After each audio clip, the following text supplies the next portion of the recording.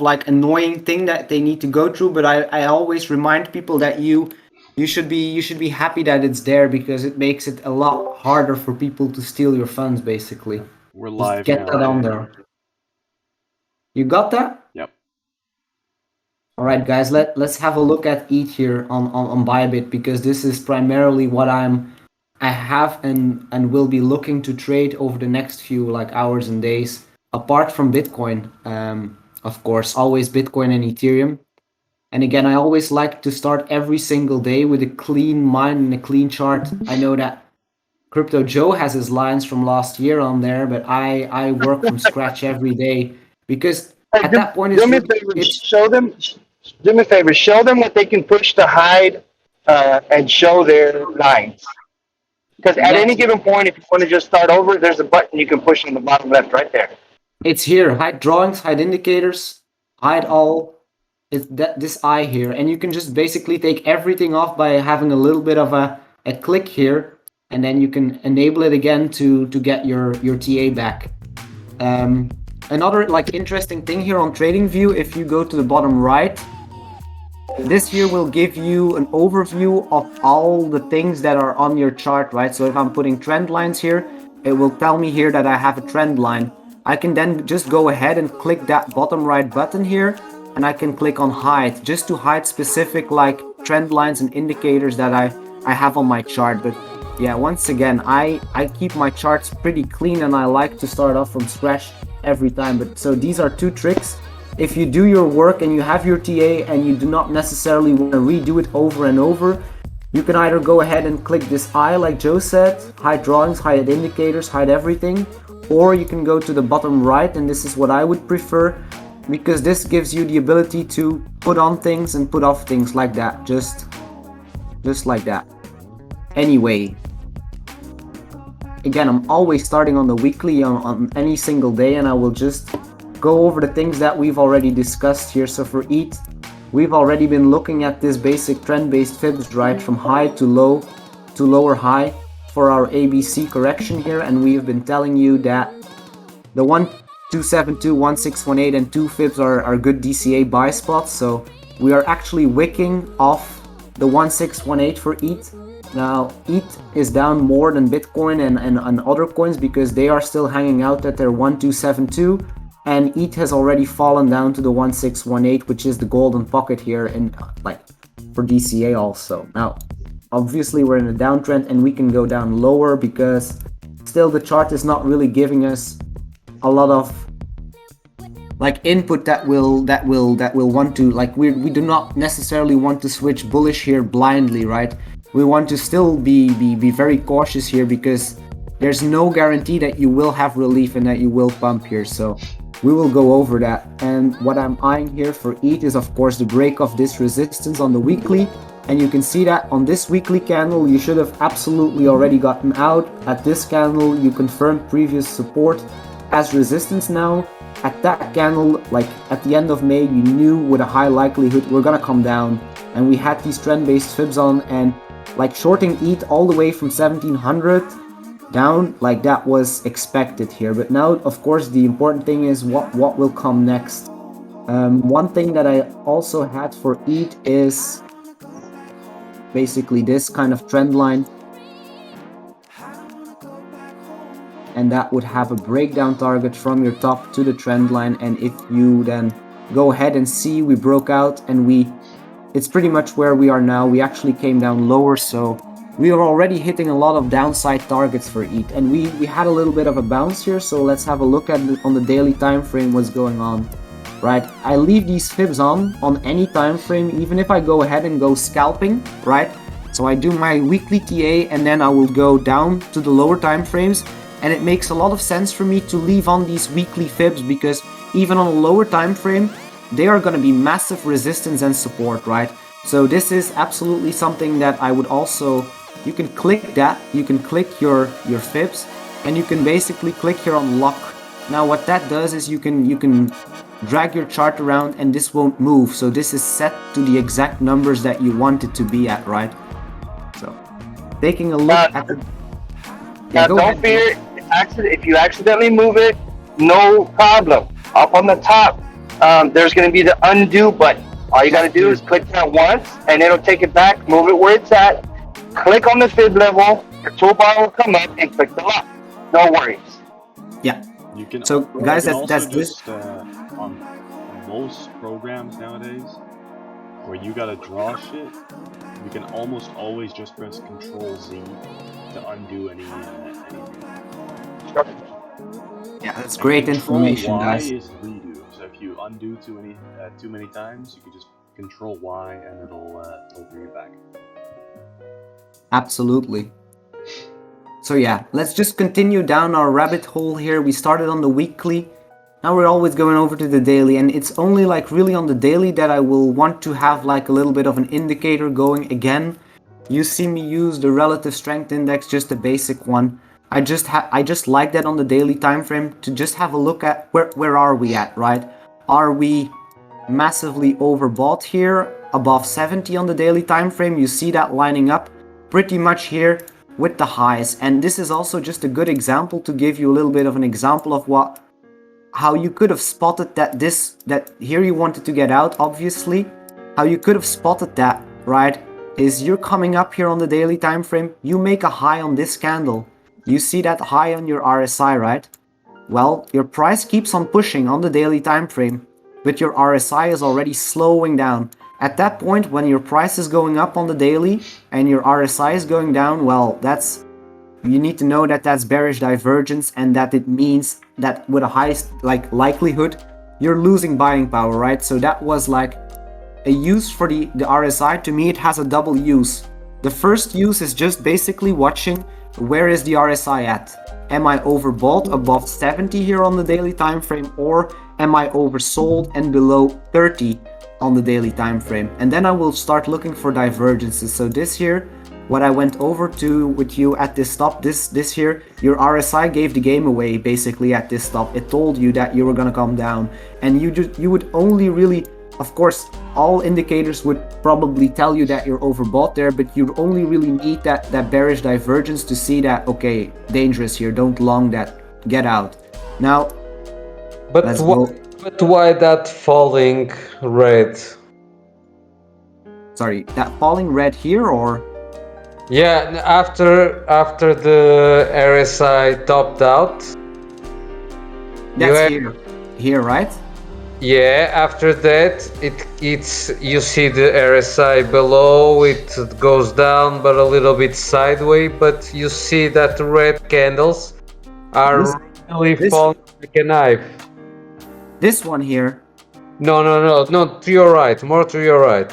This one. More. Go a little bit more. Yeah, that's one. That the one. That the one. This one here. Yeah. And you're asking me, this candle, what was that telling me on the RSI? Well, at this point, I would be eyeing the low here of that candle. And that low is basically here at 27.59 on the RSI. And then you could have just known, like here, if you come down lower, so you have a low and you have a lower low here on the daily, but your RSI, you see it comes from 27.6 to 29.4. So at this point, your price is coming down while your RSI is coming up. Now that's the exact opposite of what we just went over there at the top, because at this point you're creating lower lows and higher lows on the RSI. So this here, this point on the RSI was telling you that you were catching some bullish divergence and that you would likely come up from that point. So at that point, again, you see just the power of learning simple divergences. And I know Crypto Joe taught me that, and it's honestly, dude, if you look for bearish and bullish divergences, and especially on like the higher time frames, like the daily time frame, whenever it's obvious that your price and your RSI are not doing the same thing, you need to go ahead and you need to learn what a bearish and a bullish divergence is, because only really using bearish and bullish divergence, you could have already known that shorting in this candle when your RSI was coming up from the RSI that was lower here was not a good idea, because if price is coming down, lower lows, and your RSI is making higher lows, that's bullish. And you see that here we got a little bit of a bounce, and then yeah, we continued downward. So I did not know, of course, that I was gonna come down here, but absolutely with the RSI, you could have known here that you were gonna come up with a high degree of certainty.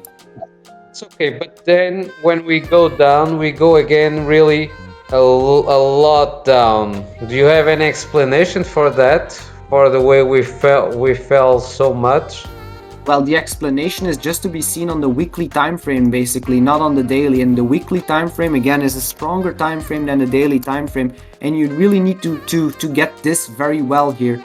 Like, the reason why we were shorting and eyeing shorts is simply because of the fact that you came up, you came down, and you formed support here, right? You came up, it brought you to your all-time high.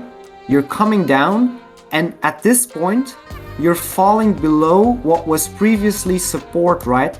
So whenever you fall below support, you're gonna retest it as resistance. It automatically flips, so you gotta have that in your mind that whenever support breaks, it's gonna turn into resistance.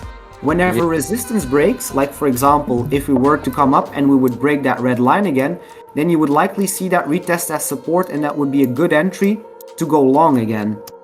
So the reason why we were coming down on the daily time frame, the true story for me on Bitcoin and on Ethereum, what was the big warning sign that you were gonna come down a lot lower, was just the simple fact that you held support here and you lost it there. And on this candle, you can see this is a very key candle here.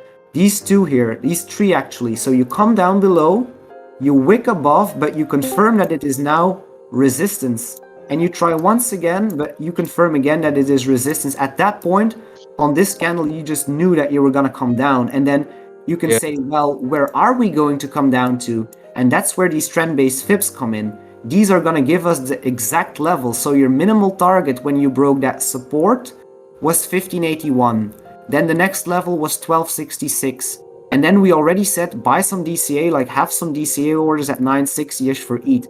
And yeah, that's really it. That's really all the story there. Yeah, thank you, man. It was a great explanation, and you are totally right to start advising to see every day the graphics since the beginning. Yes. Makes no sense. To me, it does, Same and thing I with mean Ether, that by the way. maybe if you are like really experienced, you will not really need that anymore because it will be in your mind, and you just pick up the chart and you go from where you left off. But I find that if you're gonna begin, you really need to learn that chart, and you're gonna learn your charts and your Bitcoin and by your Ethereum by drawing the same line over and over again, and by explaining to yourself in your head what that line is. Nothing here on that chart is random. And one more thing, you were saying here on the daily, you were referring to these candles, right? And you were saying, why are we gonna come down that quickly? Whenever you're not sure, and that's like the saying, whenever in doubt, zoom out. Zooming out means taking a step back and going to the weekly time frame. And the weekly time frame, once again, is very important that you get that very straight. Is a more important and stronger time frame than the daily. So the answer to your question, what was going to happen on the daily, it was telling itself here on the weekly time frame. And then yes, these big red candles obviously were days and days of ETH just falling in free fall. So it's important. T1, two different things. Whenever you ask a question like why did it do that, always go to the higher time frame. If you're in the 1 hour, go to the 2 hour. If you're in the daily, go to the week.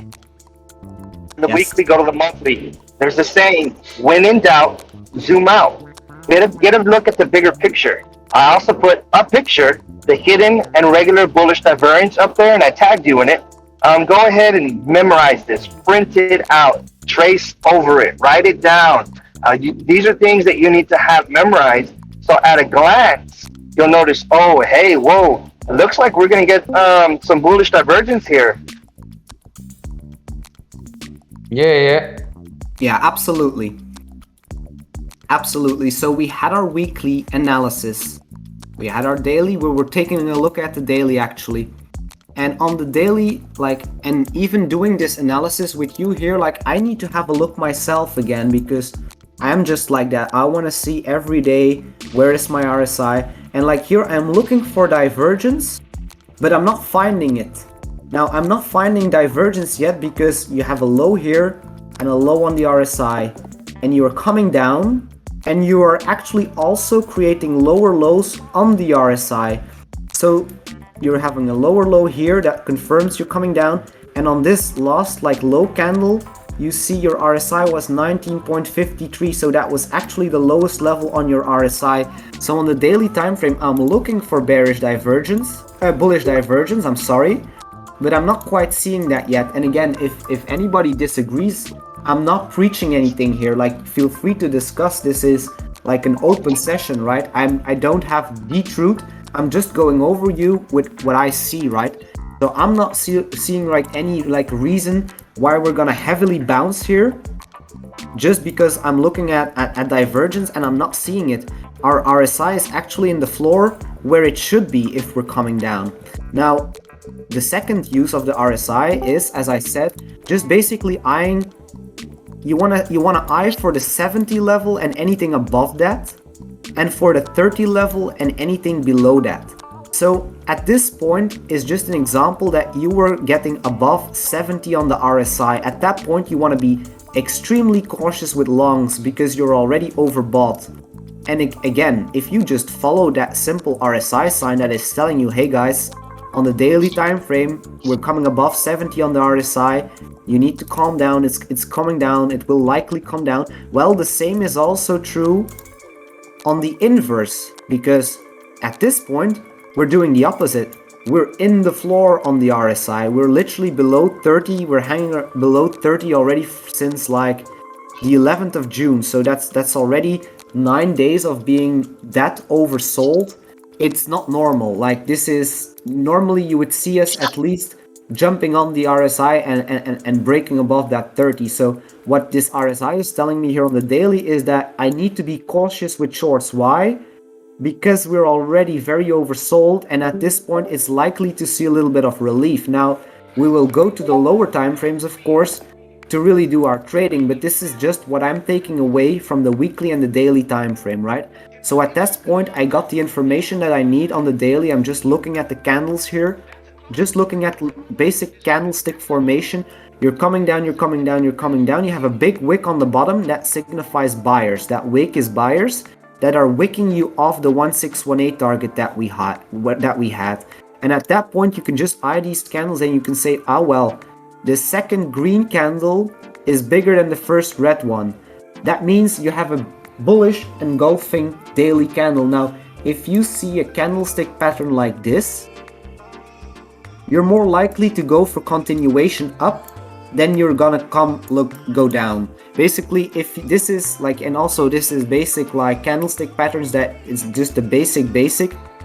If you have a green body that is literally bigger than the previous red body, that is a bullish sign. That basically means that all the sellers got wiped out here and got bought up by buyers, right? So at this point, let's just have a look at this daily candle, which is where we are at. So you can just basically see that we're hanging around where we actually opened today, but we came down lower and we got bought up again. So at this point in my mind, I'm saying, well, we're oversold on the daily RSI, right? And also we're seeing a bullish engulfing candle here on our basic candlestick. So these are very basic things, no fancy indicators, but basics that you need to eye for. So this is going to give me a little bit of a bullish bias, just going off the daily time frame. Just a simple fact again that you are oversold and that you are engulfing your previous bearish candle. To me, that does absolutely not mean that you're now entering a bull market. I would highly doubt that. But yes, probably a little bit of relief is possible. So now what we want to do is we want to find levels to which probably that relief could lead us. And now the first level that I would be eyeing actually here for ETH is simply, if we go back to these two candles, you can see red, red, green, red. So whenever you have a green one that is then preceded by a big red one, I would take the body of the green one and I would eye that as a major zone. And I'm gonna write that here. That orange box is going to be a major supply zone. That is daily supply. That is going to serve as basically as resistance. So you have to see like zones and supply and demand zones. It's Nothing more than support and resistance. Supply is resistance, demand is support. Supply is literally sellers that came into the market at this point and push the price down. So what you will likely see for ETH is at least a retest of the lower end here of that zone. And what I would expect, obviously no certainty, I would expect that we come up here and we wick out shorts, because there's a lot of people that are going short and they will have their stop losses basically here above the 1272 and above this daily supply zone. And if we're just gonna eye for tactics and we're gonna maybe enter a long or a short, for longs I would be eyeing already these prices here. And again, you can just click on that rectangle, and then at the right side of your screen you can see it here on my price label. It will give you that zone basically from 1208 to 1236.5. This is where I would expect ETH to come to, because this is like a magnet. You created a zone here, that zone, and again I will explain you a little bit of terminology here because this is basics, but it is super key important. It's applicable knowledge on any time frame, so I'm gonna clean that up here. And again, if there's any questions, ask me. But right now we're just drawing that supply zone and we're saying that highly likely we're going to get to that point. Why? Well, basically you came down here and this has not been hit yet. So this is what I would call, this is untested. This is not yet confirmed to me to be anything. Like, you would want to come up there, and then whatever happens at that zone, and especially at the 1272, will give me a bias for the next coming day. So scenario one, and there's always two scenarios, is that you come up, you wick out the shorts, and you come down again and you hit your head on that supply again as resistance. At that point you're coming down probably a level lower here at 700. Or maybe we come up there, we kick out the shorts, but we actually hold that supply. And this is the exact same thing that I was explaining to you on the weekly time frame. And again, I will go to the weekly time frame to say that again. You have that red line here that was previously support, and you drop below that support, then it turns into resistance. It's the same thing here with our supply zone on the daily. Basically, if you are below it and you come up, say you come up here and you gain that supply zone and you retest it, whenever you come above that supply, you need to assume that that supply will then turn into demand. And you can actually, if you break above that zone, and like the 1272 here that is sitting at, let's have a look where it's sitting at 1266, if you come and break that daily supply zone, this is already something that I'm eyeing for potential longs in the future. I'm eyeing two scenarios here, and then I will draw that on the daily time frame and go back like to lower time frames. But there's like two things that I would be looking at here. Either you wick out shorts and you come below it and you're coming down again, or you are going to break that and retest it as demand and you're gonna come up. And so basically your most like safe entries for longs and shorts, they are found not immediately when you're breaking it. You wait until you retest that zone, and then you can enter a long. That is a good area to look for a higher low to go long. Same thing here with going short. If you come back above it and you fall below and you hit your head on that, you're confirming that to be resistance. At that point you want to go short. So this is to me what is important on the daily time frame. Just looking at candlesticks here is this particular area, because that lines up perfectly under the 1272. And so what I'm thinking, what is most likely going to happen, is a little bit of a stop hunt here. And people are going to call that bullish, but actually the only thing that is it's shorts that are late to the party and they have their stop loss there, and they're going to get kicked out probably. That's just one scenario that I'm eyeing for. And of course I would want to be in a long to catch these shorts and to try and get that retest of that supply here. So we're going to come down to the lower time frame and see if we can make sense and if we can find potential entries, because you always want to work your way down, right? We started on the weekly, then daily, now we're on the 4-hour. And the lower the time frame, I would be looking for my entries, never on a weekly or a daily chart, but always on like lower time frames here. So let's just see where we are sitting at here on the 4-hour time frame, because you always have to look at two scenarios. And what I'm saying here on the daily would sound quite bullish because I'm saying that you're oversold on the RSI and that you have a little bit of a daily supply zone here at the top that you will likely retest.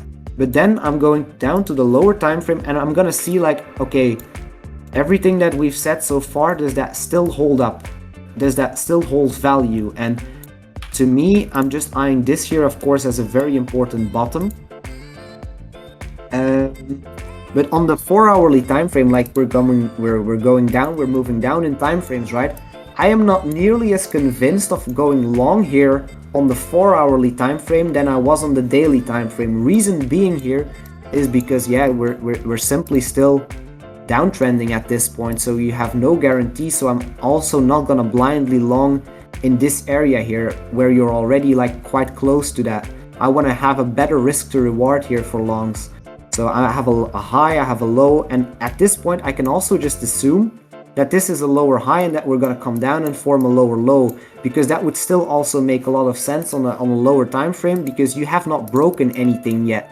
So again, like the safest play that you could take for a long, in my opinion, is only really when you break above 1266 and you then come down and retest this supply zone on the daily time frame to go long. Because at that point, yes, there's going to be a breakout, shorts are getting kicked out, you're going to come down again, people are going to go short again, but this is actually where you will likely find your higher low to come up higher.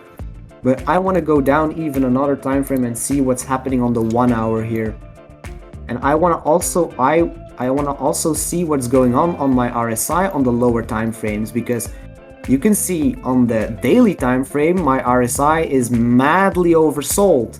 But now if I'm going to the 1 hourly time frame and I'm doing my like more recent analysis on the hourly time frame, I can see something very interesting here playing out again. Basically another example of bearish divergence. You're coming up, you're forming a high here.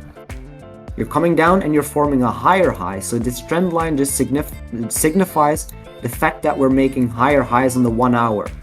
So then ideally what I want to see, if I'm really bullish, I want to see that confirmed on the RSI. So I'm going to have a look and I see that I have a high here on the RSI, but I have a lower high on where my price made the higher high. So this is again the same example that we had on ETH on the daily time frame back at the top. This is an example of that bearish divergence on the 1 hourly time frame. So this is giving me a huge warning sign. Basically, I do not really want to long here for any reason because you're already quite coming close to your target, and my risk to reward here is not the greatest anymore to enter a long here. So basically maybe I'm eyeing that bearish divergence and I'm seeing like maybe we can find some resistance here and actually go short. So I'm definitely eyeing that here on the RSI. You're not confirming that second high. And to me, when I was seeing that price action today, it reminded me of like the macro weekly setup that we had for Bitcoin. And I will explain that. So what I'm seeing here, and it's just the mind of Jay, right? But it's something that I'm preparing for. And it may sound a bit weird, but it's just how the candles are setting up and what I'm seeing here. I'm seeing here a low. Now in my mind, this resembles me of the COVID low, where you V-shaped out, you made a higher low, and you started rallying. And to me, that would be like the month of April and May in crypto. And then you came down and you formed a base in June, July. So you formed basically a summer low here on the weekly time frame for Bitcoin. And I'm just saying here, I'm seeing the same thing happening on the 1 hourly time frame for ETH. So basically, again, this is my COVID low. I'm rallying, V-shaping up, higher low, and this is my bull run, right? This is 2020 going into 2021, and this is having that 64k Bitcoin, then coming down to 30k, and this is basically a little bit of an accumulation zone that we had in the summer last year that has brought us to new highs in November. At this point, I'm thinking probably maybe I'm seeing this whole setup, I'm thinking this can be the high actually. I don't want to long here because I see that I have bearish divergence on the 1 hourly time frame, and I'm also like I just have flashbacks if I see this kind of price movement. Like the thing I'm looking at here, guys, is simply, so again, COVID, V-shape, your bull run, This is April, you're coming back down in summer, you're reaccumulating, but this is the same thing on the 1 hourly time frame. You're coming up, you're making a new all-time high, and at that point, this year is December to me. This year is 52K for Bitcoin, you're coming down lower, and this year would be like that 48K region. Now, if I want to validate my thesis, right, I would either go short here with a very tight stop loss and assume that this is gonna be like that area where you're gonna fall down again. But the absolute confirmation of a short to me would be if we fall basically under here, under these closes of these hours on ETH. So that is sitting at 1068. To me, 1068 is a big warning sign. If I'm gonna see ETH actually indeed fall down and come up and test resistance here, then I'm shorting that all the way down. But to me, that is just bear market material. So I don't know, Crypto Joe, Pigeon, anyone, did that make sense what I'm saying here on the 1 hourly time frame and how I'm seeing that resemble the weekly time frame on Bitcoin is just basic. It's psychology.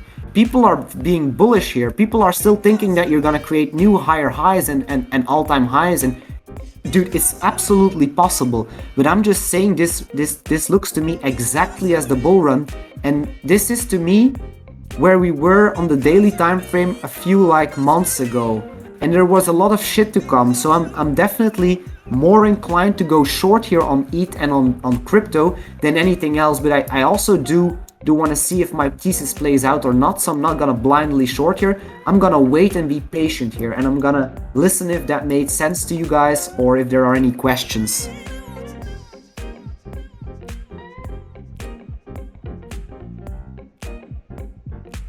Anyone? No, Jay's absolutely right. While he was talking about the COVID V crash, I went ahead and down on the bottom part of your screen where it says 1 day, 5 day, all the way to all, that second item is your go-to button. You can also hold Alt and click G. From there, you'd put, March 20th, 2020 and hit go-to, and it'll move your screen, your chart all the way back to that specific day, which is the March one. Yeah. So again, this kind of sequence of events, I know Bitcoin, I know Ethereum, I've been following crypto, and I'm not gonna be the one that is gonna be bullish here and I'm gonna assume that we're gonna come higher here. Even more so, I'm gonna go and use I'm gonna go to the right down here, and you can see I have a lot of like stuff on my chart drawn, and I want to get that out, but I still want to keep the relevant lines, right? So what I'm gonna do is I'm gonna click the brush away here. Like click, click, click, click, click, click, click, click, click, and at that point I'm cleaning up my chart really quickly so that we can have everything that we need to look for. Because what I like to do, guys, is I like to use fibs and fibs, and I like to use thought experiments, and I like to see whether my thesis will get validated or not. And the thing that we did on the weekly time frame, I'm gonna do that again here now. I'm gonna take my trend-based fibs here, and I'm basically gonna assume that this is the all-time high, or basically the high, and that this is your bottom in January, and then this is 48K for Bitcoin, and then these are the levels that I would be eyeing for potential short targets. It would be 1041, 1019, and 991.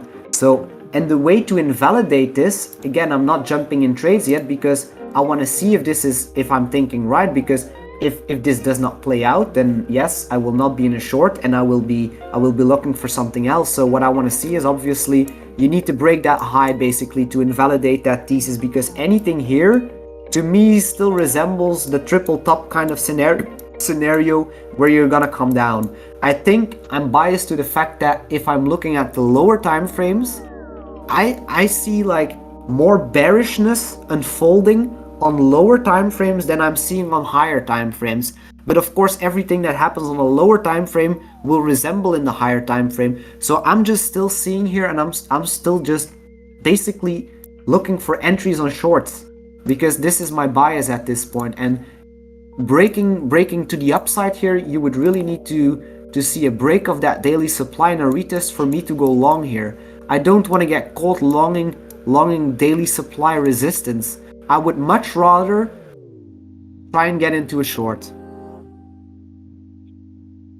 But yeah, let's just jump another time frame down, because I mean we've done the weekly, we've done the daily, we've had the 4 hour, we've had the 1 hour. At this point, there's already quite a lot of information on my chart.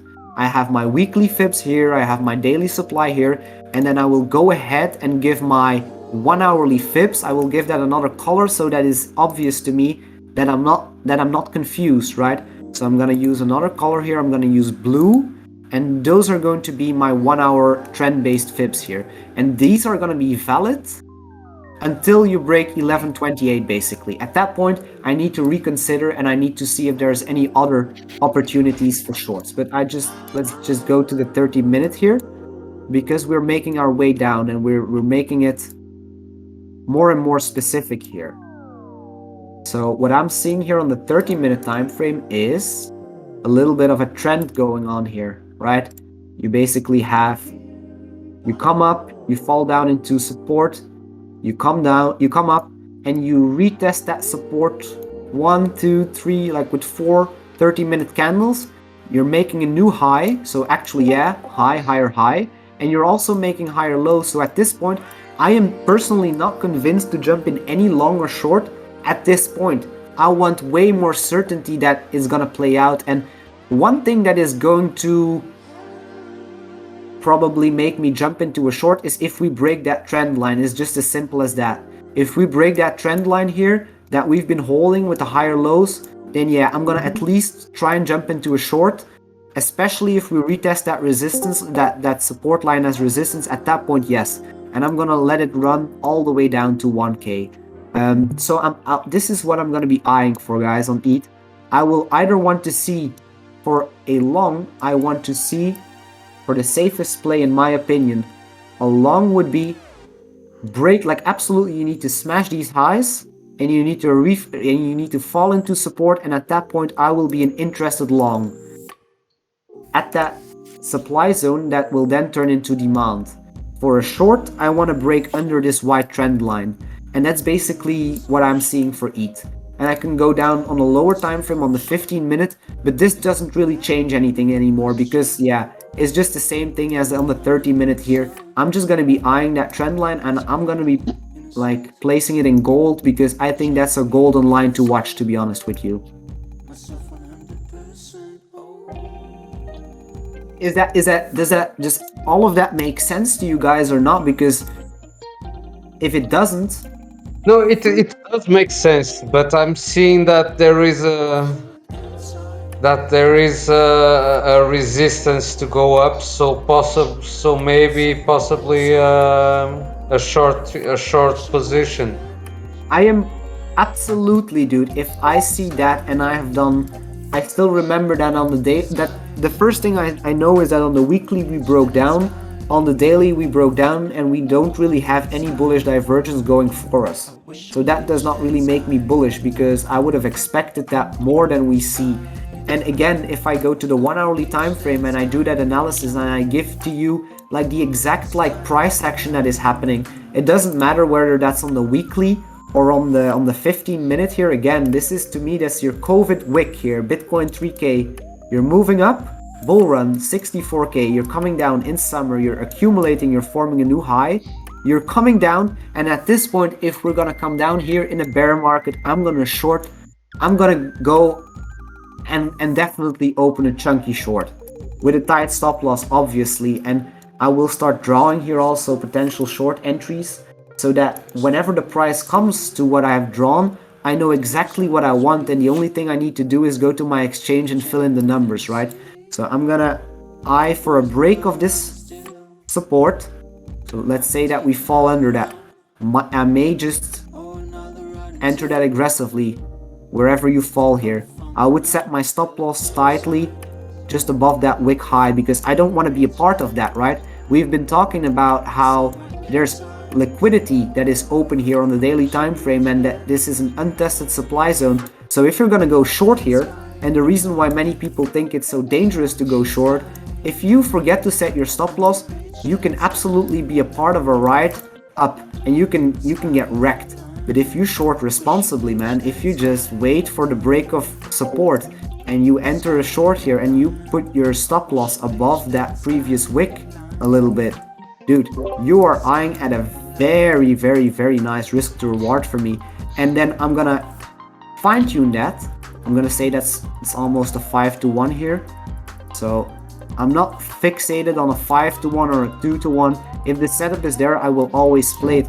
And I'm gonna find confluence here in the chart. So I'm gonna say that, well, if we break below here, and we maybe retest that and we find resistance and we enter a short here, we are looking at a huge downside potential. And again, if you break a support line like that, you're gonna come down to the touch points of that support line. So basically TP1, TP2, and then my TP3, I would already know that that's gonna sit at 991 because that is lining up with a little bit of 15-minute demand here. You see that candlestick formation? That's gonna be important for anything to come. You see green, red, green, and you pump up. Well, at that point, that is gonna become demand when you fall back down below. So that would be an area where you want to close shorts. This is an area where you can expect some demand and some buyers to step in again at 991. So yeah, I'm primarily eyeing shorts in this scenario to play out. And longs, really, I need something more for longs. I'm not gonna long here after the analysis that we've just done because that would not make sense to me. So shorts are probably still for me the way to go.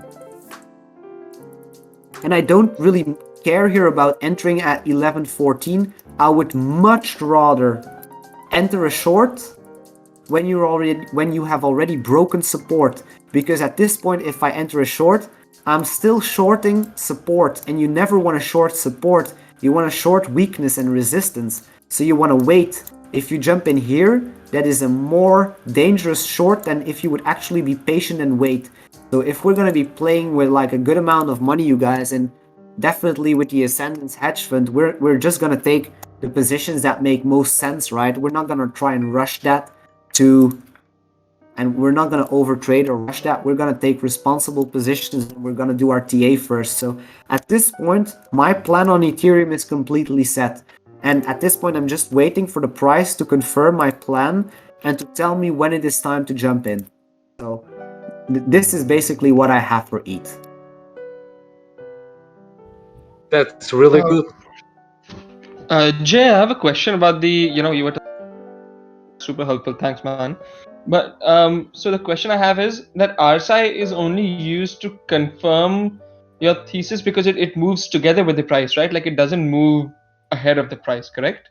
Well, it should move together with the price, but let's just have a look at our RSI here, man. And again, on the 15-minute, your RSI is going to look different than on the daily, because on the daily, my RSI is in the floor, right? So if I'm just a blind trader and I would just go off the daily and I would say, oh, my daily it's oversold, I'm going to go long. Well, I'm going to be here to tell you that if you come down to lower time frames, you're going to want to shift that bias to shorts, really, because again, you have a high here. You see that high on the RSI here? It's way back here. At this specific high, you come way higher. Your RSI is lower. You jump down lower and you make another high, and your RSI is just simply continuing to come down. Now that does not spell a lot of bullishness to me. That here to me is a very beautiful bull trap. Very beautiful. And I don't have to be right. If I'm not gonna be in anything. I'm gonna come back to my charts tomorrow and I'm gonna listen to what they are telling me. But at this point, this is what it's telling me. It's telling me that it's gonna wanna come down again, actually. Got it. Okay. Yeah, that makes sense. So it's very important that you do your analysis on every time frame, and you wanna be very flexible mentally. You wanna see the weekly and the daily, and you're like, yeah, probably some relief bounce here. Let's go long, this and that. No, man, you wanna fine tune that. You wanna go to your 4 hour, your 1 hour, your 30-minute, your 50-minute. You want to eye simple things, RSI divergence, trend lines. You can put on all kinds of indicators. And I'm honestly not even going to bother in this kind of class, because what I'm most concerned with you here is teaching you the basics about support, resistance, fibs, price movement, and candlestick patterns. And I think that is already way more than enough for you to get started on. That is already way more than enough tools for you to actually get your own setups. So we will go over indicators later, But at this point, let's just not focus on more and more information. Let's just focus on the basic here. Once again, basics are support resistance. You can see that as supply and demand zones, trend lines, candlestick patterns. That is the most basic thing that you wanna start off with. You don't really necessarily want to start off with all these crazy indicators. You want to learn to make sense of the basics first. Absolutely. And while you do say try every time frame, there's no point trying the 4 hour, then the 3 hour, then the 2 hour. You know, you want to have some difference between the charts, or you're not going to see anything special there. Yeah, so I personally don't even use the 30-minute. I just go 10. monthly, weekly, daily, 4 hour, 1 hour, 15-minute, 5-minute, 1 minute. yeah, absolutely. Find something that works for you. I think if I'm gonna tell you something, I'm gonna tell you that the weekly is essential. It's my king time frame. But it's just not specific enough, you know? It's gonna give me a very clear direction, but it's not specific enough for you to enter or exit from. You also absolutely need the daily. Weekly and daily is just super important. 4 hour time frame, I also find very valuable. 3 and 2 hours, I do skip that. I agree with what Pigeon says. To the most part, yes. I know that some people just prefer the 3 hour or the 2 hour. I do like the 4 hour because why? I know that more traders are gonna look at the 4 hour. So I'm just looking at what most people are looking at, really.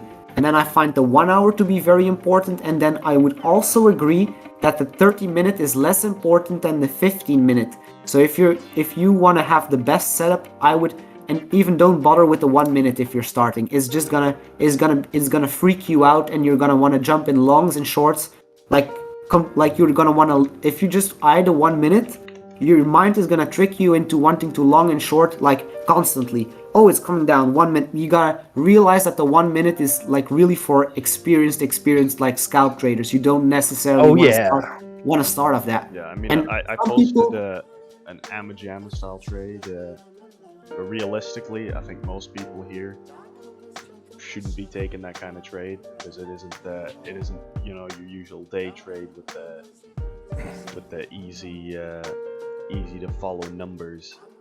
You know, These are the time frames that I would suggest that you add to your favorites, and it's very easy. You basically just click that star, and then it will appear here on the top. So again, weekly, daily, essential. 4 hour, I really like that. 1 hour, essential to me, and then 15-minute is really good for your 15-minute. Then you're really already getting specific, you know.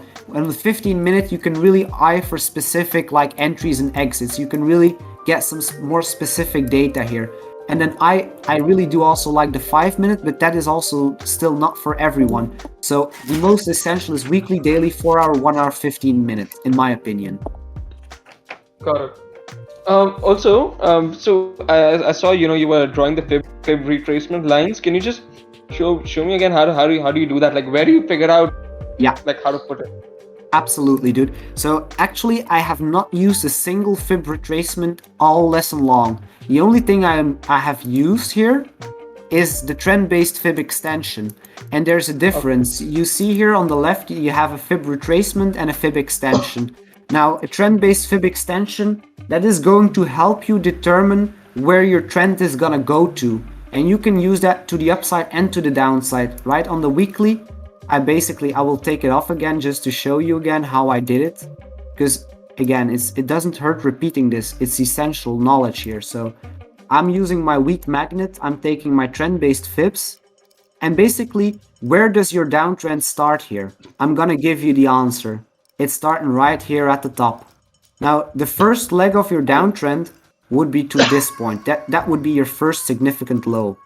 And then you just want to use a third touch point for your fib extensions. And that would then be your lower high. So on a downtrend, that is high, low, lower high. On an uptrend, I will give you an example here on the 1 hour for an uptrend trend-based fib. So we have just seen how to do it on a downtrend. And once again, I'm going to clean that up here a little bit. Just get the brush off, not to get another noise on our chart. Just the way that you would then do it for an uptrend is the exact opposite, right? On any time frame, we're gonna draw an uptrend here. We have a low, first high, higher low. At that point, you can just see the magic and the beauty of fibs, right? Like that. You can just see that this is your low, bringing you to your first high. You're confirming a higher low. At this point already here, you can start drawing that fib and you can know that the 1 fib here where it wicks off and where it finds resistance here is the 1 fib. Now you're coming back down for support where? Exactly, almost to the dollar on the 618, which is your golden pocket.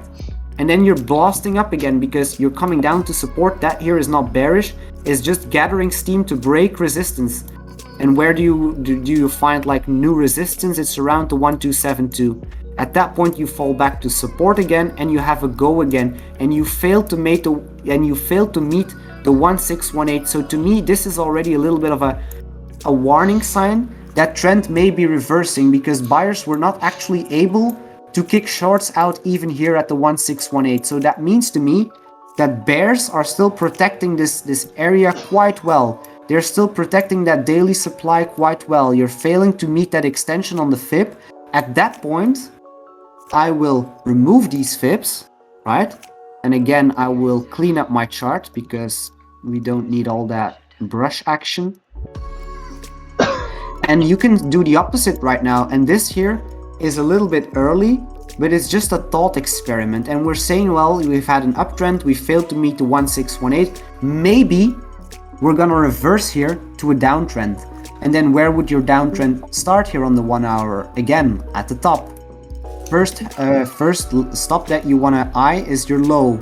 And then you wanna draw it to wherever your lower high is, and that will give you your extensions. So the only way to really invalidate the fact that you're gonna come down is you need to basically break that wick high, and at that point maybe you're gonna be blasting, and that will be fine too. But let's just say hypothetically that is your high, this is your low, you're forming a downtrend, and this is actually that wick could be our lower high. At that point I have my targets already set. Now I'm gonna be very versatile, of course. I'm gonna adapt here. If we do break that wick, I'm simply going to take my fibs and I'm gonna place them, that fib here, I'm gonna place that to wherever my high comes, right? And that is how you draw trend-based fib extensions. You draw them in uptrends and then you use them in downtrends, and it's a very good tool to very accurately write the price down and up. It gives you extremely good take profit targets. Now, just one sorry. question. Sorry to interrupt you. Yeah, go ahead. Can set my that fib levels according to, based on log scale, because your fib extension is completely different. I try to set it to you on based on log set scale. it to log scale, you need to make sure that on the bottom right your chart is also set to log. You need to press the log button here, and then you will be able to go to your settings and you will be able to tick this box off, fib levels based on log scale, right? Just one second. Yes. Well, you'll actually Hey, do sometimes. BTCJ. Oh Could you yes, draw- you made it. Thank you.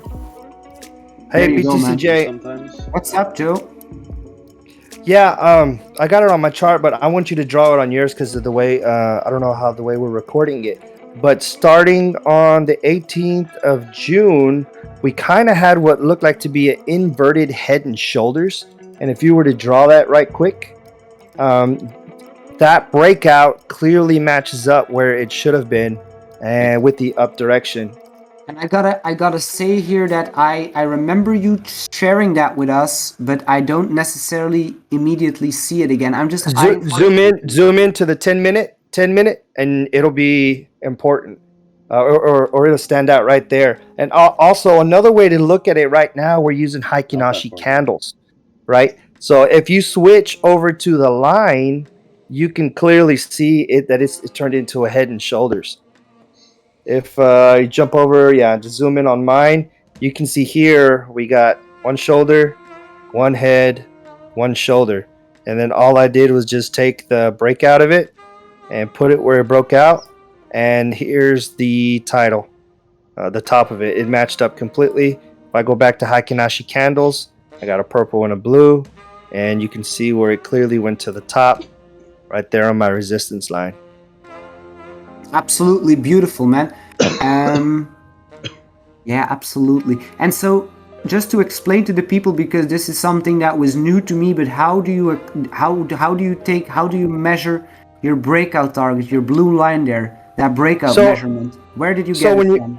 When you're measuring this, first thing, you're going to figure out what pattern it is. And if y'all were to go to the crypto section, I put on there a little cheat sheet, bullish and bearish strength candles, how to read candles, candlesticks in different types of patterns, morning stars, three kings, etc. Also, how to read candles charts, the ultimate guide, just at a glance. You can print these, write them out, laminate them, put them around your room, your trading room, draw on top of them. These are things you want to be able to just notice at a glance. For example, I noticed this inverted head and shoulders. And the way you measure it is you get the bottom part over here and you draw a line to the top, to the breakout of the resistance right there. I went to this candle, and then what you're going to do is you're going to put right here where it broke out, and that's going to be your target right there. It's within $5. That's how accurate this is. Yeah, you got inverted head and shoulders, regular head and shoulders, continuation patterns, diamonds, double tops, double bottoms, ascending wedges. There's lots of different things that just stand out to you once you know what you're looking for. I'm sorry to interrupt this here, guys. I'm sorry to interrupt this here, but I just wanted to say that it looks to me like we're actually going to be testing our very important line that we're drawing. So again, we're not gonna jump into a short here just to get wicked above that trend line, but we sure as hell are going to eye the following: a break below, a retest of resistance. At that point, you already see that will be my short entry. So I'm just gonna go here to the account. I have my simple trend line on this, and I'm gonna see what it does here, and that's gonna give the game away here for me. Whatever it's gonna do at that trend line that we're arriving at right now. And I heard a question, and that was, Jay, can you show me the fib retracement? So I think I will just go over how I would draw the fib retracement on this here. Again, sorry Joe, I did not mean to cut you off. Oh yeah, go ahead buddy, show him. The only reason why I do it, because it's kind of rude to cut you off, but it's just because of this price action, man. I just want to see what happens. And I would draw my fib retracement. I would mentally think that, okay, this is your swing low, right? Now, let's just start from there and imagine that we're gonna retrace to that swing low. Now, you're gonna retrace to that swing low from your swing high. So basically here, you're gonna have the fibs that I use. And that is basically how I draw my fib retracement. And I would expect a lot of buyers to come in, especially at the 0.5 and the 0.618 retracement. So at that point, I'm thinking I'm already late in a short, so I will want to enter a short earlier than that. But yeah, just this is how I draw fib retracements, from the low to the high. Or alternatively, another way to use fib retracements is the other way around. It is from a high to a low. So for example, you could say, let's draw fib retracements from this high to this low. And whenever you're gonna be retracing to the 1 fib and you're gonna break the 1 fib, you're gonna hit the 1272 and likely the 1618. And the price action here is telling me that you were wicking above that 1 fib, kicking some shorters out with stop losses, but you actually failed to break anything. And so at that point, if you fail to break anything at the upside, you're coming down. It's as simple as that. You're gonna test the other side basically.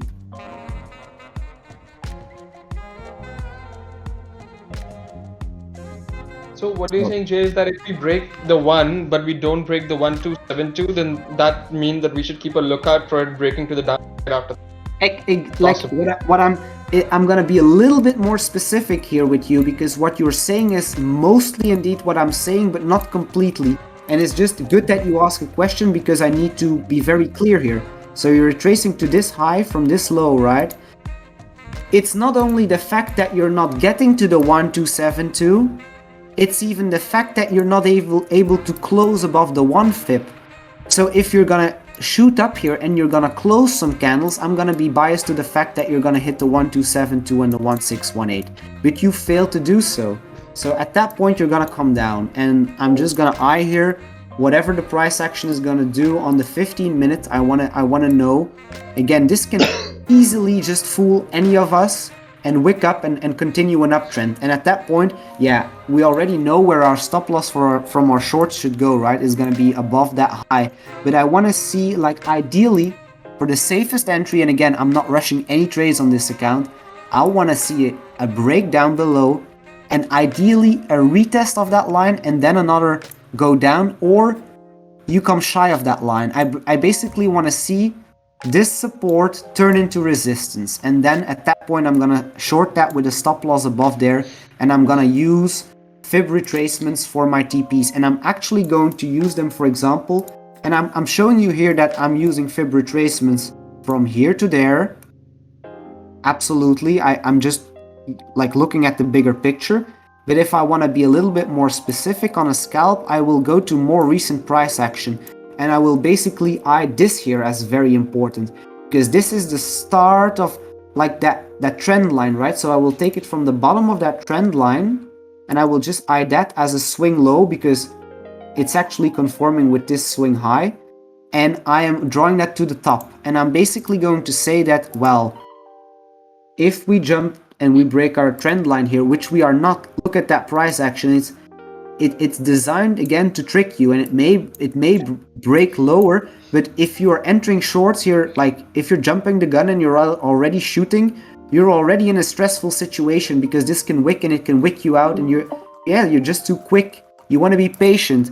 Like, the market is gonna try and let you believe that you need to be quick, but you actually need to be specific. You don't need to be quick, you need to be accurate. You need to be, and this is also the reason why I like my trend lines like that. It's giving me an accurate level to look for. At this point, I'm completely neutral still, because I'm like, yeah, you're hanging out at support. I'm never shorting support, so I want to wait, ideally, until you break below that, like 1094, you hit your head on either that or the trend line, and you're coming down. And at that point, yes, violent shorts, but here not yet. Because if this just turns into a wick and it just kicks out shorts here, then yeah, obviously we didn't want to be in a short, right? So there's a saying, the stock market, all of these items, they're designed, right? They're designed to move money from the impatient to the patient. So when in doubt, zoom out, take your time, find out what your targets are. You don't really want to take action unless you know that, because you don't know what you're shooting for. And that impatience, you gotta recognize it in yourself, because most of the time, or sometimes when you're gonna take a trade, recognize the feeling and the emotion that you're feeling as you're setting the trade. Are you relaxed and are you confident, or are you FOMOing in and actually hurrying in to hopefully catch a move down or up? I can already tell you, just by the way you feel entering a trade, that you do not ever want to feel like in that, oh my god, I gotta be quick to catch it. Dude, if you're that's chasing, right? You never want to do that. So what people are doing here, they're shorting the break of trend too quickly, and they're getting bought back up, and at this point there's no, probably maybe you will come down, but this is just already a situation that I would rather not be in a trade here than be in a short. So if you look over in crypto, I posted a very, very important particular picture. It's the Wall Street cheat sheet of the psychology of a market cycle. This works on every single time frame, every single breakout. These are the feelings that the market is designed to make us feel and how it tricks us. Once you can understand this, then you're really truly able to enter and exit at the most best places.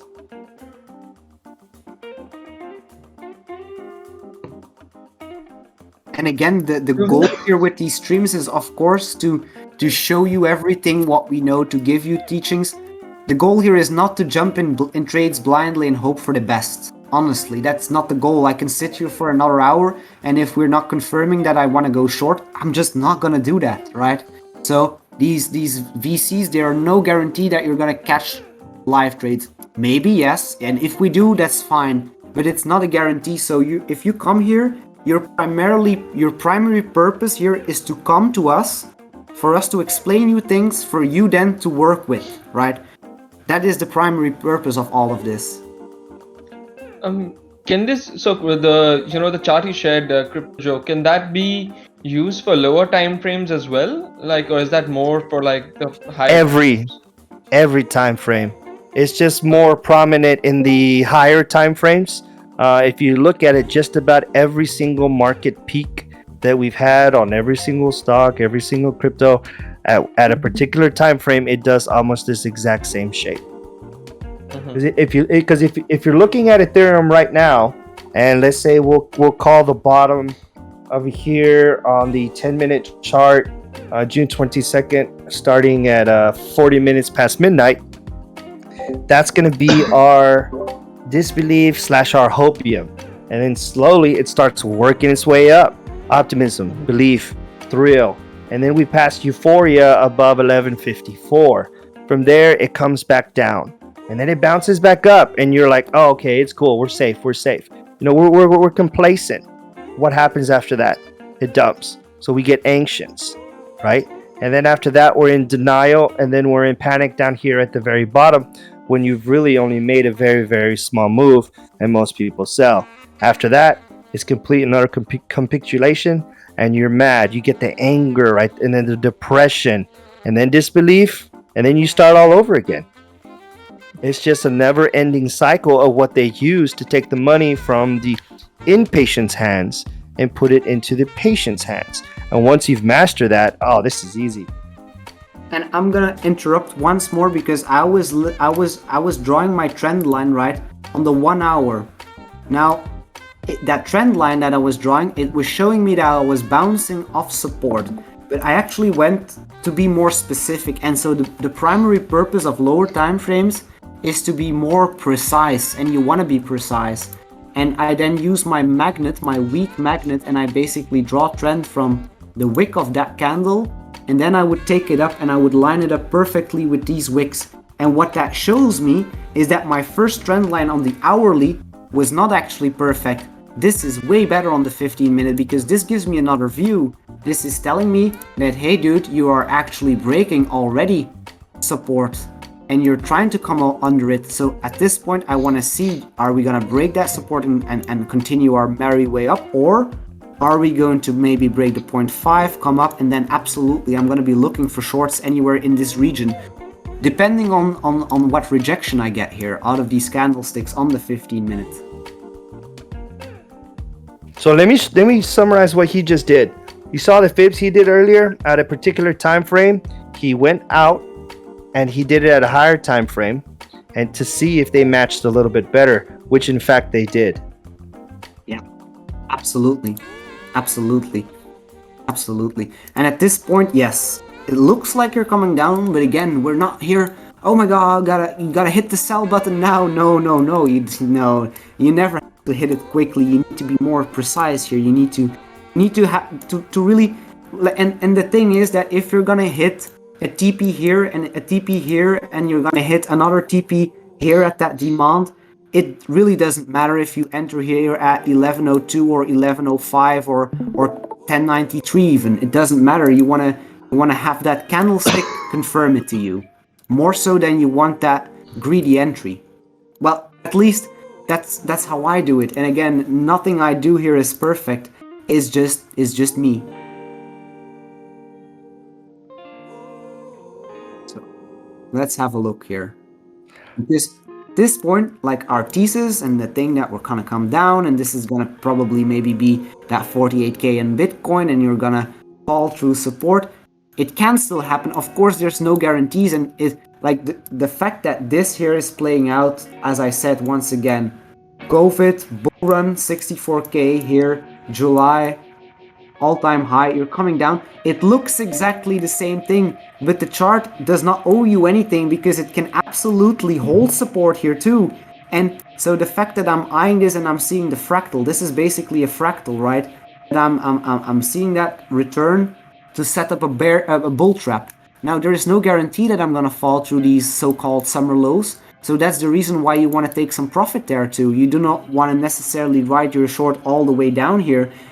Point, well, you take profit there, you set your stop loss at break even, and then whatever it does, the chart does not owe you anything. It can come back. It can find support wherever it wants to. These lines are no guarantee, but they they are often very accurate. So it's playing odds at this point. You're playing a game of odds. Hey Jay, F11, and if you zoom in at the one, ooh, there it goes. If you zoom into the 1 minute, we just broke my support line of 1098.75, and it was ranging between there and 1103.66. So this is classic what we're talking, right? This is you break down, you try and retest that resistance, you fail to meet it. At this point, I would already start eyeing a little bit of shorts. Now, where would I want to set my stop loss here? Not necessarily. If I enter here, I'm not even going to bother and set my stop loss there. I want to take a way smaller risk, right? I want to get out at that wick. There's no reason for me to take that kind of risk on a short here, right? And again, if you disagree, Joe, like, absolutely let me know. But this is, if I would be entering a short here, I do not want to set my stop loss all the way above these wicks at 11.28. At that point, that is $28 loss on one ETH, so that is not something that I would be looking to do. Yeah, looking at the regular basic RSI from the 1 minute up to the 5 minute, it's not where I would want it to be for it to immediately dump right now. So I'm not really worried about it. I think it's going to stay here and retest a little bit. We're still well under a lot of the EMAs, so it's just acting like it's ranging right now. But we've hit my support line 1, 2, 3, 4, 5, 6, 7 times on the 1 minute. So it's definitely dancing. Just trying to figure out what is it that he wants to do. You're talking about the 1 minute, right? I've done my TA, but I will absolutely draw more trend lines on the 1 minute if I see fit. So I see a wick, another wick. I want to see where am I at. Oh, I'm also breaking that here. So maybe we can retest that, and at that point it would be perfect. It would be breakdown, retest, you try and come up, you find more resistance here. At that point, very good shorting opportunity, just a very tight stop loss here. You're only really, if you're entering at 1103, you're only really taking a $5 loss on one Ethereum. So that is not a lot. That is not a lot. And I will play 25x. Joe, can I ask, how did you draw that support line? So yeah, later on, I'm gonna show you how to use what they call the VRVP, and some places they actually call it the VPVR. It's a particular indicator here, visible range volume profile, and when you turn it on, I did get in a little bit of a short here. I did pull that trigger. And nice. We are dumping here, so I am going to add margin to my position, right? Confirm that. And I am going to immediately set a stop loss above that wick. Now, what is that wick sitting at? I want to be specific, 1105.8. I want it to be a little bit higher than that. I want it at 1107. That is going to lead me to a $147 loss. If I do take it, that is nothing in comparison to my account size. That is responsible trading in my book. So I'm gonna set that stop loss. At this point, my trade is covered. I have my entry, I've done my TA, my stop loss is set, and then I'm gonna start eyeing for, of course, take profits. And I'm not gonna be greedy. I'm gonna take profit here at 1088 to start with a little bit. I'm gonna close 25% of that position, or let's even see. Let's maybe do. Yeah, I got one at 1091.25. I got 1088, and I will close 25% of my position there. And then I'm gonna basically shoot for the 618 fib here. I'm gonna shoot for 1077, and I'm gonna close 50% of my position there. Confirm that. And then I want some lower action probably, and I want to go to a higher time frame here to tell me where is my final TP coming. Again, no rush here. It's no rush. And again, on Bybit, it's very nice because I can drag my TPs. I can drag them up and down like that. And I can basically just set them at wherever I want them. So I will have one there. And then I can just, and again, using limit orders for take profits. So I'm gonna just set it here at 1050, but then I'm gonna drag it to wherever I want it. So this is really nice on Bybit. You can just, again, you can move with your stops and your take profits. So I'm gonna just I hear reasonable levels to eye for profit. And so for me, that's gonna be, let's have a look at our active orders. That's gonna be at 1088, 1060.25, and 1022.25. And actually see that my lost TP is the biggest. I don't want that. I want that to be the middle one, so I will just switch these two. Right, like that. Easy like that. And at this point, there's nothing more that you can do in a trade, right? You are managing it, you've entered, you gotta absolutely accept that no trade gives you a guarantee for profit, but that we're playing odds, that we've done our job, that we're doing our TA, and that we will just see what happens, right? This is just, at this point, I'm gonna manage my trade. If I see my trade is going my way, I'm gonna actively set my stop at break even, and I'm just gonna see what happens. I'm just gonna see. So this is kind of You like got a also the tight point stop here. loss there. I do got a tight stop loss, dude, because I'm just not that risk tolerant at this point. I don't want to be taking large losses when I'm starting out on an account like this. Absolutely For not. sure. I mean, I'm I not put trying to mine dig at, me into a 1 or a 2K hole. I want to be able to take more trades, right? Because I I'm put mine confident. $3 higher, and that's like covered a bit better. Okay, man, I will put it $3 higher. Absolutely. What's it set to right now? 1108.65. Yeah, Oh, I got yeah, mine that's up there. 1110. So.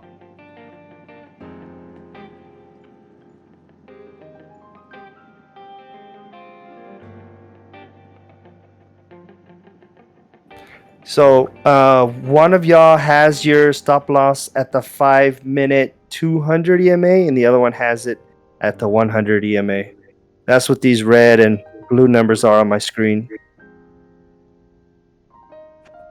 I'm gonna actually jump over to your screen real quick, man, and I hope that people are gonna enjoy this and they're gonna follow along and they're gonna learn from the TA and they're gonna follow the trades. And again, it is super difficult for me, guys, to really alert a lot of that, especially in these market conditions. It's not really a swing trade territory for me, neither long nor short.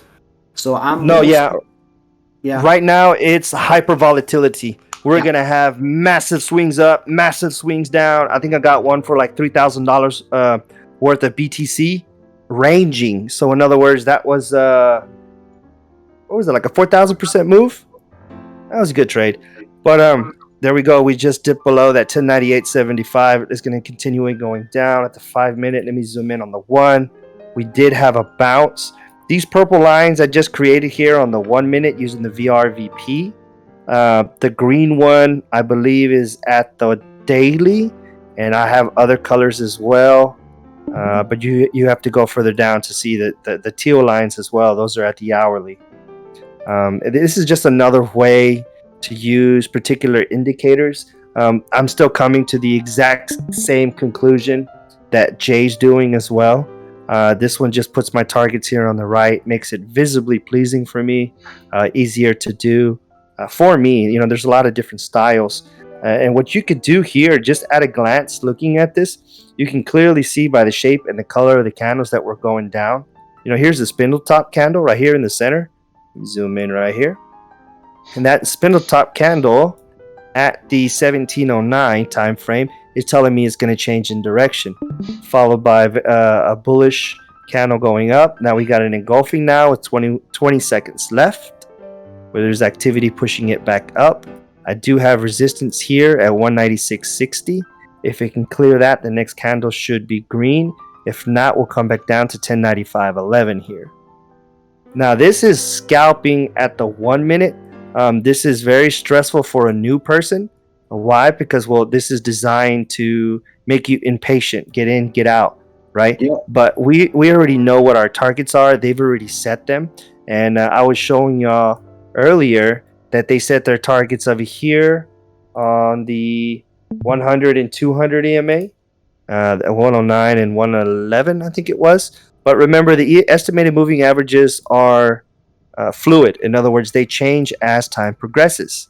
Well, as 20 seconds have passed, you can see that we broke above it. It closed above my 1096.60 target, and we're still testing it moving up.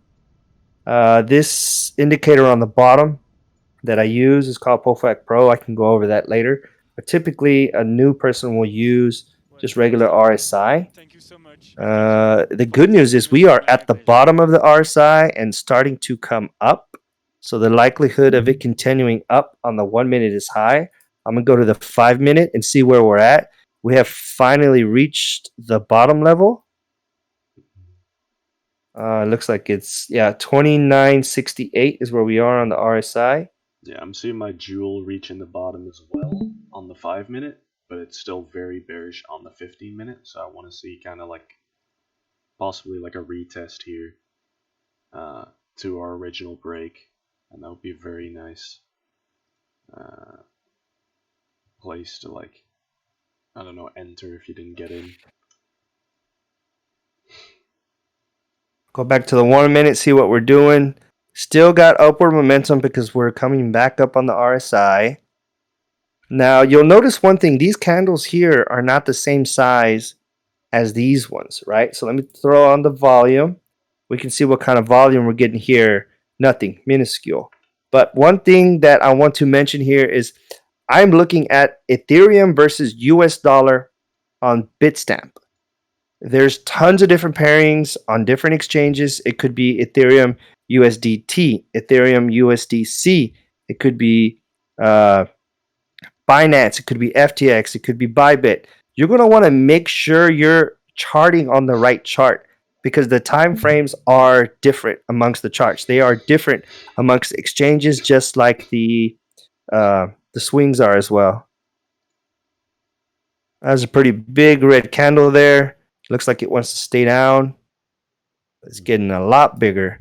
And my technique's pretty accurate. It works good for me. You can see we're clearly ranging in between here. Oh, wow. Yeah, we went straight past that 1093.09. It's coming back a little bit. Now my 1091.25, we should see a bounce there if it does continue back down. But know that your RSI is low over here. On my particular chart, I don't know why, but it tells you over here on the right, even if I were to have this window tiny, I can still see it at a glance. My purple is my actual RSI, 2960, whereas my yellow is going to be average. If I make it larger, you can see that. You don't necessarily have to have it that big. You can have it comfortably, or you can kind of hide it, and you can just see it there just at a glance. So I thought we were discussing that when the RSI is at the bottom, that generally that's not a good time to be shorting, right? No, but this is on the 1 minute chart, which basically means we are indeed like oversold, which would usually be bullish. But if you zoom out, you'll see that we're not really that. Yeah. So if I go to the 5 minute, you can still see we're at 2773. Previously at the 1 minute, we're at 2960. So as I go into the higher time frames, that number's getting smaller. And here I am at the 10 minute. You can see we're at the 3441, which isn't all the way down here at the bottom of the RSI level. So as you go higher, you can see we're closer to neutral here. Mm-hmm. Yeah. The only reason I'm at the 1 minute, it's more dramatic. You can see it actually moving, every 1 minute, or if we want to get over here, you got the pro version. You can view it at the 30 seconds or at the and that's or 1 second. That's another reason. That's another reason why retests are so nice, because you'll often see them come back up to test the original area you broke down, and that gives your RSI, a chance to come back. There we go. We went down exactly to my 1091.25 that I was telling you about. If that is gonna hold, Joe. No, it looked like it passed it right there. So the next one, 1090.75, it filled the gap. Continuing down is going to be 1088.64. Wow. So this orange line here is for my volume. Volume just tanked down. Like very, very low. So y'all got to remember, volume is key. Without volume, you won't have major movements. You won't have major swings. Without volume, a inverted head and shoulders or a regular head and shoulders or whatever pattern you have will not break out in either direction. It'll just continue going sideways. Volume is king. Write that down. Remember that.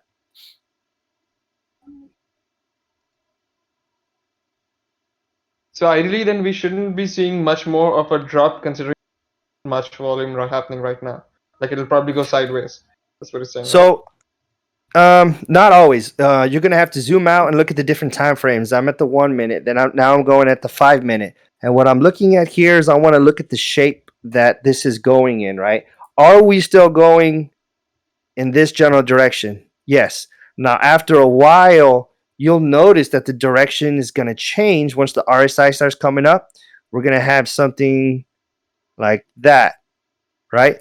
And then it could even get to the part where it'll plateau like that. Now, if we were to have a massive volume like this one here in a sell, red is sell, green is buy, right? Then if we have a green one, this could change direction, or it could even happen here at a later time. And the overall path that we're going is straight down, right? Not so much candle like this, but we're going down at an angle, okay? With a big green volume, it'll turn flat and go sideways. Now, I think it might do something like this. Where's my stop? Right there. If we lose 1091.25, and if I go into the 10 minute or 30 minute, you'll see I have some purple circles over here. These are the direction that I think is going to go. I made these circles using a auto GAN fan, which is, this is the manual one. Hold on. Let me full screen this so it looks better. You just got to know how to set it just right. Right there. So once you know how to work it, you can do it manually. I'm lazy. I don't want to do it that way, so I want the automatic method. So let me just turn that on for you. We are at the 30 minute. I'm going to zoom in to the 10 minute. Zoom out. My targets are still good. And I'll explain these lines at a later time. But pretty much for the most part, we got momentum right here at the peak is going down, right? And this GAN fan, as you just saw right now, that ticker just moved. It always goes with the price action. And then it gets the lowest point over here. So at the point of intersection from these lines, don't consider them targets, but do consider them magnets, right? It's going to want to move to this spot, or it could be this spot over here, right? But if you follow, you can see where we're ranging. We followed the blue line. We ranged in between the purple. We broke out. If you look at the 10, 50, 100, 200 EMA in the background, we bounced on top of it, right? Another way to do that, and I'm using two indicators at the same time, is to use something like the Larson line. The Larson line, yellow is going to be coming up, right? White means we flipped. But once that turns, I think it turns like blue, that means it's going to come down, and the short that Jay entered in right now is going to be very heavy in the profit. If I were to zoom in at the 10 minute, you see how, let me make that bigger. Look at the shape. Remember the shape I was showing you earlier? Down at an angle, it's starting to turn, it's starting to plateau. Now this is at the 10 minute, this is not at the 1 minute. Now that it's plateauing, it's going to give it time for this moving average to catch up. Here's a cross. Whenever you have a cross like that, you normally see a lot of price action. So the cross is at 1630. If I make full screen it, you can see here where it changed directions. It was going up and now it's going down. We're still halfway on the 10 minute. If you go to the 1 minute, well, of course, the crosses are going to happen a lot quicker. There's a cross here. We went from red to green, going down, going up.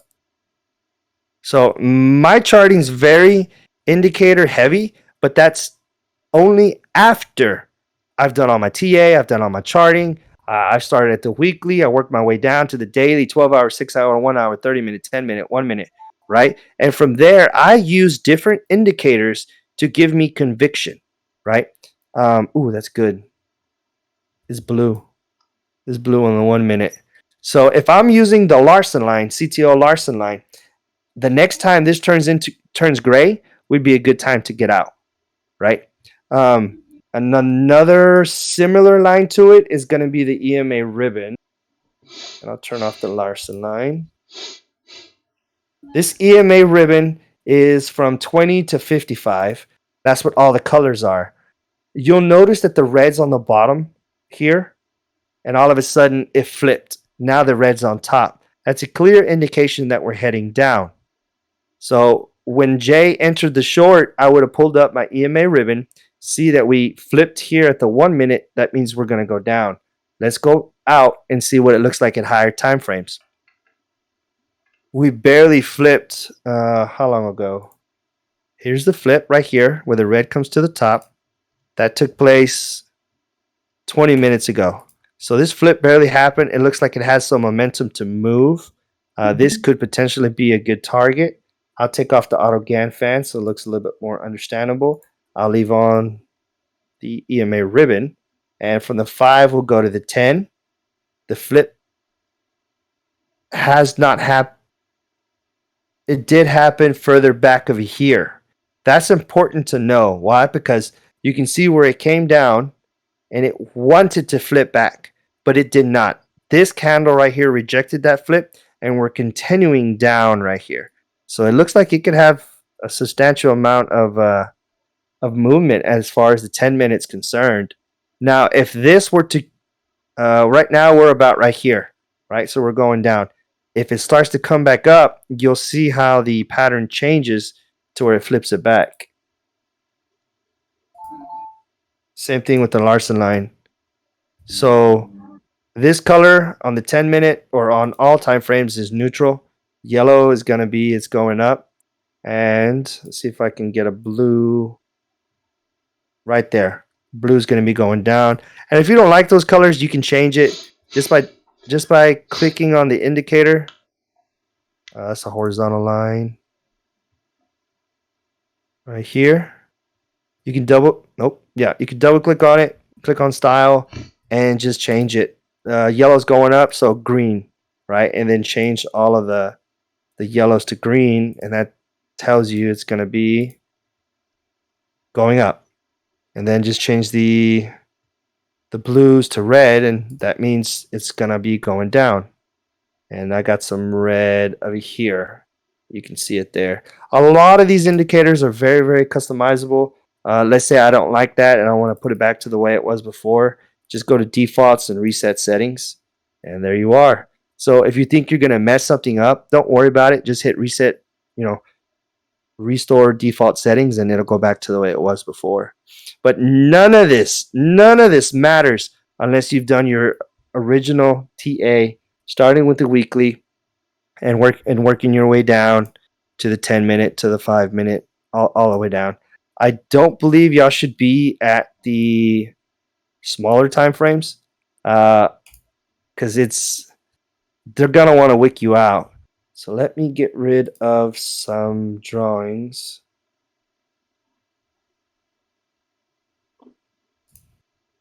Make it a little easier to see at the eye. So if this is just a normal chart with the Larson line on it, no drawings, you can trade right off of the Larson line. Okay? Whenever it flips from bearish to neutral, you could potentially get in. This is the 10 minute, okay? Anywhere right here would be good. Let's see what the RSI says. Well, the RSI is neutral here, right? It's actually oversold right there, so that would be a good entrance. And from there, we flip back, but we're still going sideways, so no big deal.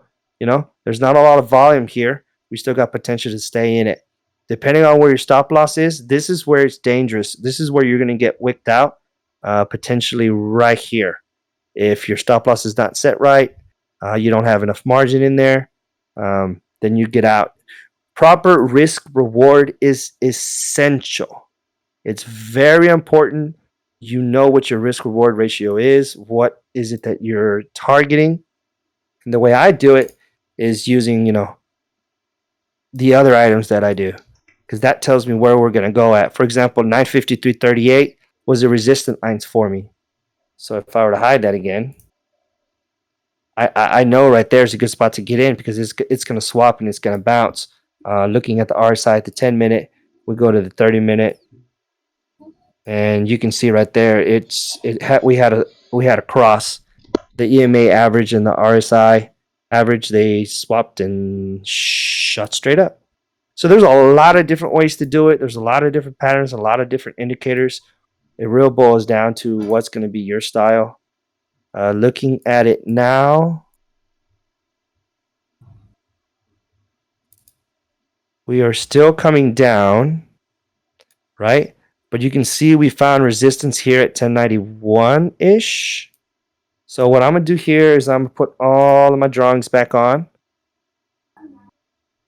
and see what they tell me. There is that 1091.25. It's in a teal, so that's my hourly. I'll normally do daily or weekly yellow, and then I'll do hourly either red or teal, and then I'll do the 10-minute teal or like a green color. And whatever colors work for you, just know what your colors are. Like this purple one, I set it at the 1 minute strictly for right now, right? And I use that using the VPVR. Looks like we're bouncing back up. We're coming back up on the RSI on the 1 minute. Let's zoom out to the 5 minute, see what we're doing. On the 5 minute, we are now oversold. And it's starting to come back up. Jay, are you catching this? I am, dude. I am. You All saying right, just make. Yeah, I'm saying that it looks like it's has potential to start coming back up. The volume still. And the reason why I'm not looking at anything that you are saying. The only thing that I don't like for a short here is that green candle is just engulfing the red wicks here. That is not a good sign. Just you look at the wicks, and these wicks, if that is gonna be engulfed, that is not good. Because at that point, yes, you will likely keep going. But I mean, I'm one to stay in a trade, right? I mean, if you're gonna say get out, I will, but I would usually stay in it and just expect resistance here, basically. So the indicator I use is called the POFAC Pro instead of RSI. It gives me significantly more information with just one indicator. Hey, on the 5 minute, I do show upward movement. That second candle just engulfed 2, 3, and the wick was the top of that third candle, and it passed 1098.75, which I have set to, yeah, I think hourly. Looks like we're coming up. Go to the 1 minute. So if y'all pay attention, let me zoom in. You see how the Larson line is kind of slowing down. This blue line that I showed y'all before, you see how it was going straight down? Well, we're starting to have activity. So what's happening here is this is happening. It turned here, and now I'm just kind of showing you the shapes of what it's doing. Now it's starting to go this way. You see how it turns there? So what if the Larson line shows me gray? That's saying that it has potential for it to flip back and work its way and turn yellow. Kind of like what happened here. It came down, it was blue, it flipped gray, and it turned yellow, and now it's working its way back up. 1 minute, 5 minute.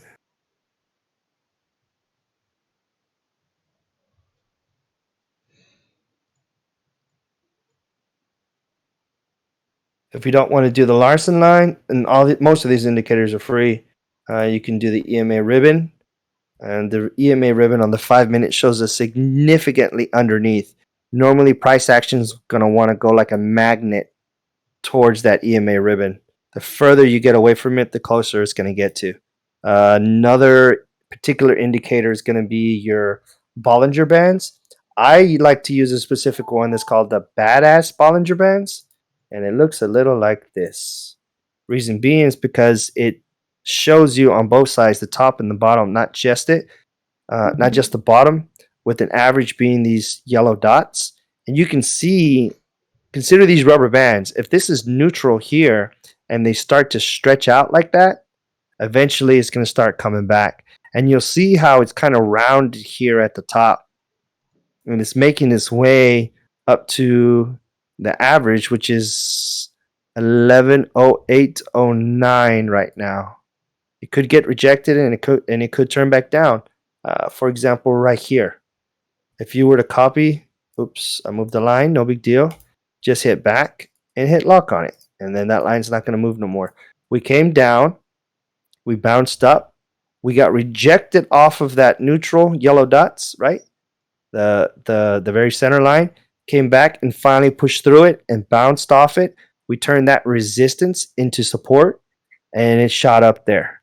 So earlier I was talking about copying candles. The way to do that is you come over here, you hit this little arrow, and you go down to bars pattern. Start it here, go down to the very bottom. I'm going to go ahead and go one over, and then from there it selects those. I can go ahead and drag it and try to match it up and see if that's going to work. So that it changed somewhere about here.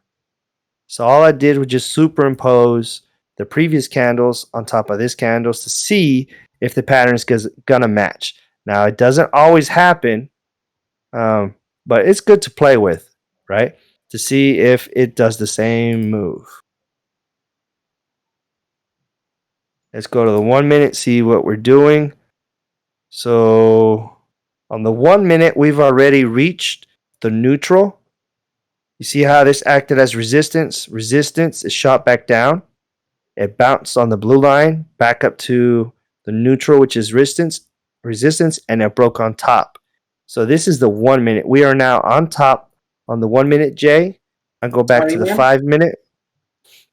We're on the 1 minute. We are on top of the Badass Bollinger Band's neutral line, but we're still below on the 5 minute. Yeah. But we are heading. What you're saying is actually that the 1 minute is indicating to you on the Bollinger Bands that you're most likely to come up and retest the highs of the Bollinger Band on the 1 minute, and at that time you will have flipped on your 5 minute to being above the median line. Yes, I'll always grow and decrease in your time frame to see what the previous ones are doing. And that's pretty much what I'm doing. I drew these. I don't normally draw these blue lines here. I just kind of did it for explanation purposes, just to show you all the shape that I believe it's going to do. Now, if we do get a rejection, here's that purple circle that I drew earlier, like what, 20, 30 minutes ago. We'll see if we land in there. But that's going to take about another 2 hours to 1 hour to get there. And this is on the 5 minute. Jesus, man. Yeah. It's part of that auto GAN fan that I told you I was going to explain to y'all when the opportunity presented itself.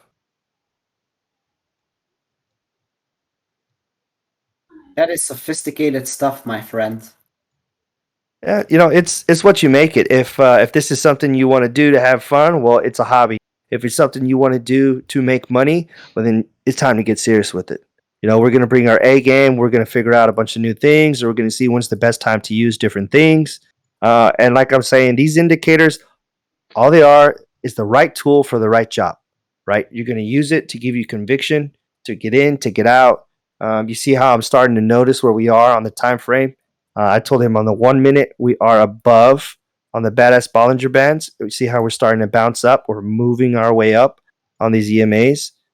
Came back down to the white. We're bouncing on it. Now my RSI POFAC Pro is telling me it's going to come down here.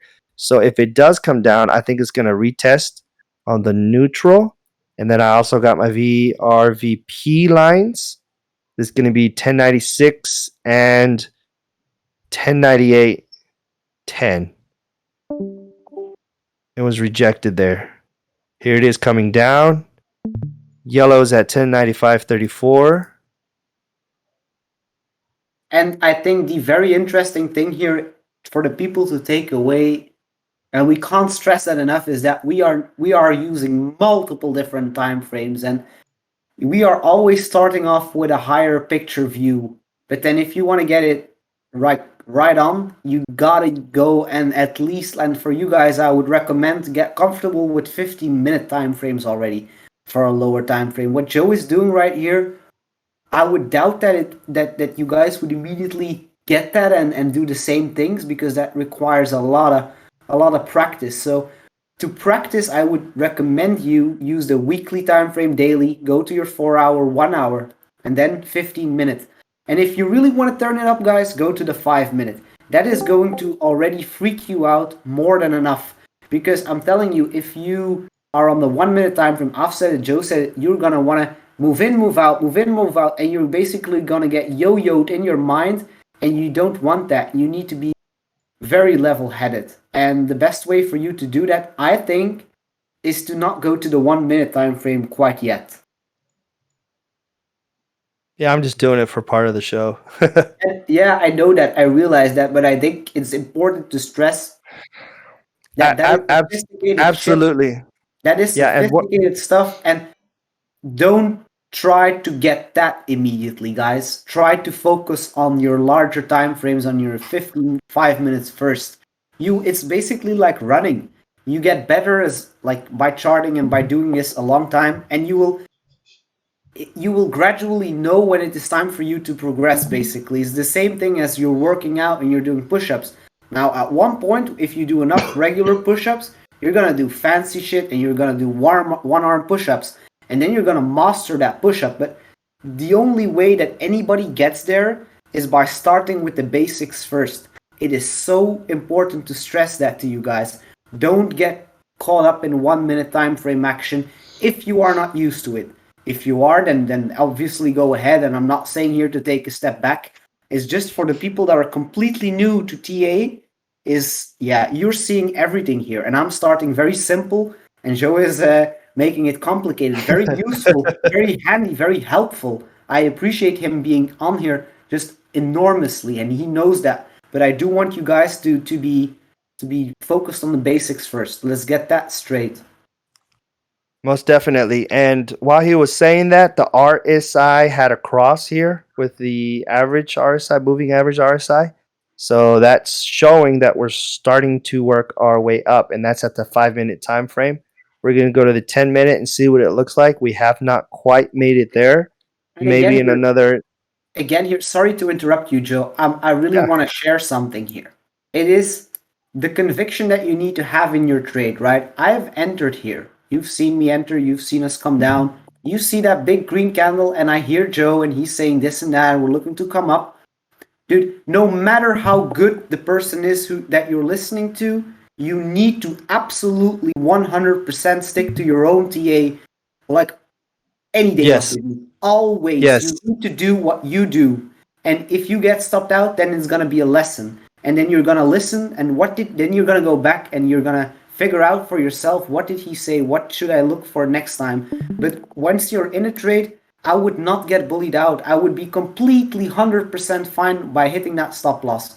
That's not a problem. I've accepted that in my mind, that it's a possibility. But I also just want to see how it plays out, right? And I'm not gonna get out of a position like prematurely, because if I do and I see it coming down, I'm gonna say, well, I should have stick to my own thing. I think that we will see, and the thing that I just see is you're breaking trends, you're falling through support, you're likely to turn it into resistance. My stop loss goes above resistance. If we break resistance, I'm out of shorts at that point. But that's just my plan here, right?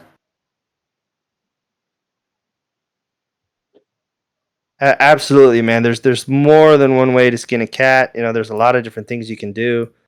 Trade your plan. Don't trade anybody else's, because that can be a very costly mistake.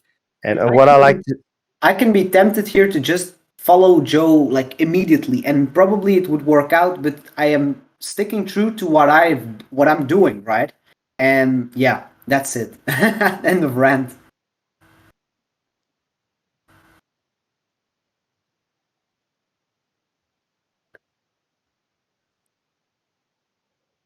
End of rant. Sorry, Joe. Go on, man. Oh no, I'm noticing we're on the 30-minute. That looks like a descending wedge. I like descending wedges, and we're almost 75% there, so that means potential breakout. And then if we do break out, and something that I'm not gonna do here, but just to show you what Bybit allows you to do, just to give you an example of the platform, because I see you guys, I don't know if you're in here, but I see people asking for a video. I promised a video in the weekend and it's not here, and I apologize, but I'm trying to make up for it by using Bybit and by showing you the different like functions, right? So one thing we have gone over is already dragging your stop loss and your take profits up and down. Another thing is this little button here. If I'm convinced that we're gonna pump the other direction, I can get the fuck out and get the fuck in one mouse click. And I can jump in the exact opposite direction by just clicking and confirming here. So this is something that I could do if I think that we're gonna form a new bottom here.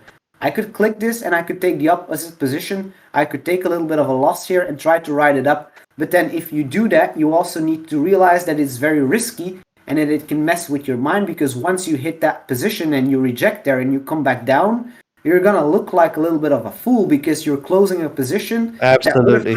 that would have turned in profit, and you closed it just to open another one that's gonna hit a loss.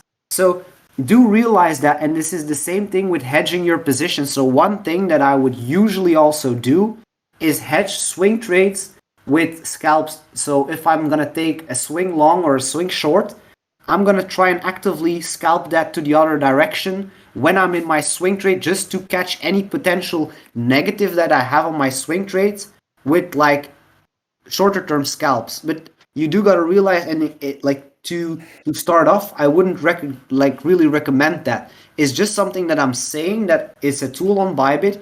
You can use that reverse position. I have not seen that on any other exchange. So I believe also that Bybit is the best thing for you to be trading on. And that's why I'm saying that. Not because I'm going to use that necessarily right here, but because it is there and you need to know that it is there. And if we're going to cover Bybit, we got to cover everything here. Dragging your stop loss and your take profits and reversing your position here. Those are all tools, and you need to be able to use them accordingly as you see fit.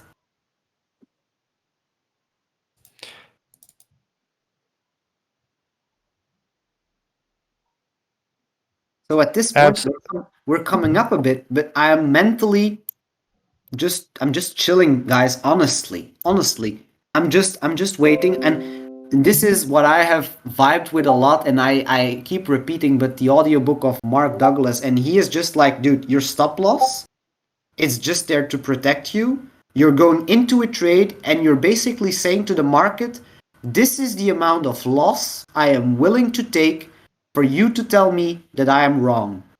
And that's all it is. This stop loss is just there to protect me. So if this hits, a lot of people will freak out and they will be sad that they've hit their stop loss. But to me, that is my friend here. Whatever I hit here, in my mind, whether it be a take profit or a stop loss, that is always going to be my friend. So I'm always viewing whatever price action happens as positive.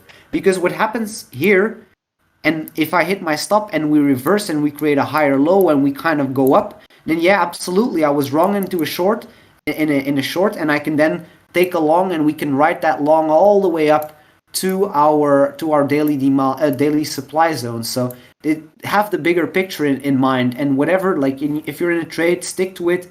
Be very, very cold, level headed. You just Black and white. it's just what it is. It's a game of probabilities. I'm not setting my stop loss here. I'm not setting my stop loss here. That would be dramatic, right? Taking a loss like that would not make any sense. But just having a reasonable stop loss is just there to protect you. Let's just see if it hits, and then yeah, we will have pumped, but maybe this resistance line, they will turn into resistance. So you got to be completely fine with what happens until the end. Yeah, one of the things I like to do whenever I'm trading is, what is the rest of the world doing? Right? I need to see what the Dixie's doing. What did the Nasdaq do? What's going on with Bitcoin? What's Total doing? When we go look at the DXY, you can see we're kind of ranging. This is at the 5 minute. It's a little bit on the indecisive. Nothing's really happened. We're still above 2 of my trend lines. So remember, if the DXY is doing good, crypto's going down, right? When we go and look at the NASDAQ, Jay, we broke underneath the multi-year 2.618. It's coming back for a retest. It tickled the line twice, came back down, and we're just right underneath it. But overall trend is Literally coming about back to hit up. my stop loss here. Literally, I'm about to do it live here. But that's fine. That's absolutely fine. Like this is like the risk that you're gonna have to take on any particular trade. And he has a stop loss, so it's okay, right? It's there. It's for a reason. If he did not have a stop loss and this thing just takes off, well, then you just lost money, and that's not what we're trying to do. We're trying to make money. So one thing I wanted to show you is if you look at these candle that I copied, I'm gonna make them a little darker so they stand out for y'all, right? This is the pattern that it did last time. Sorry to interrupt there, but Go ahead. it did kick me out of my short right there. So absolutely, I was too early. I could have set my stop at break even. I didn't. I was completely fine with that. And now the only thing that I'm concerned with here is how to get into a better flow, right? How to get the next one right, and to absolutely make up for a little bit of a loss here. So we'll just see what happens and potentially enter something else. Hey, what time frame are you? Are you at the 5 minute? I'm at the 5 minute, yeah. You see the W? Absolutely here. So what you see here is a W pattern. Now, if you break this previous high here, you have a high likelihood of at least tackling that previous the high of the W there. That's a W inside of a descending triangle. But a descending triangle, so I'm gonna clear my chart here. A descending triangle, what that is actually a bearish pattern. That is just what that is a sequence of aggressive lower highs on pretty much like horizontal support here. And what that does is just the price is pushing you down. It's trying to push you down. It's coming down basically, lower highs.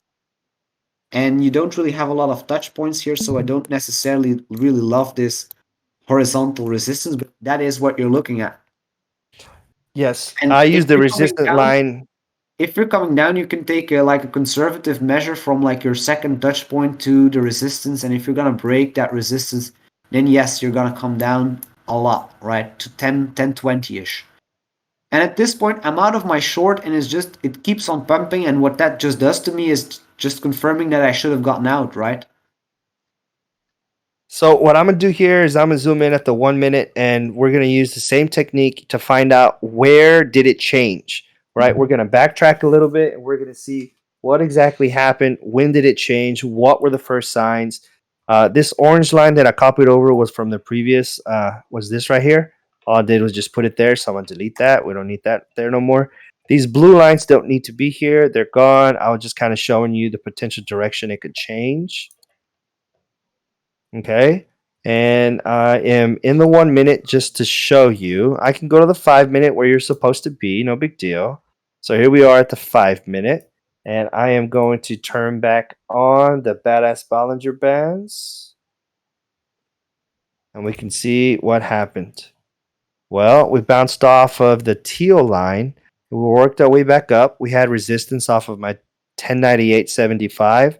And if you notice where the previous 5 minute candle stopped, exactly at the neutral for it. Now remember, I posted the bullish and bearish strength candles and which ones are which, and you can clearly see there's a saying for these candles that which once wicked will be candlesticked. So in other words, this candlestick could potentially work its way all the way back up, and that's going to be on the other side of the Badass Bollinger Bands, and it could work its way back up. Now, I want to see a rejection here on my infamous blue line, J. Yeah. Yeah. No, this one's not that same line. This is just for the wedge. But what I see here, sorry, just to continue here. Go ahead. But just getting out of that short was just what you had to do at that point. You don't want to ride it any much longer because at this point you want as much of your capital preserved to just go ahead and enter next thing and eye it for new things. So what I'm seeing here is, so we had our initial trend line, right? And we basically came under it once, and we basically came under it twice. And what you're at this point you're doing is you're getting back into that trend. So that's a, then you can actually say that these kind of fake outs, right? It's faking out. It's dragging people into shorts, right? And then it's just coming back into the pattern. So what I would be eyeing on here is simply a break and retest of that descending resistance here for longs, and then you would long that to the touch points of your wedge here, which is that price and that price, basically that wick and that wick. And then to be conservative, you would set your take profits actually at the closes of the candle. So just to use resistance lines here to show you where you're likely gonna come up to is basically here, 1049.35, and here, which would be 1165.45, and then the last one would be here. And those are just your profit targets if you are breaking out of that wedge to the upside.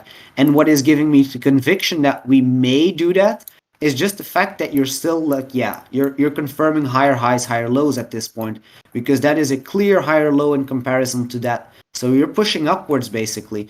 You're confirming higher highs, higher lows, and then yeah, absolutely you can go up, but entering along here does not make sense. You want to at least wait until the pattern is broken, because trading in the pattern is more dangerous than actually trading a retest out of it.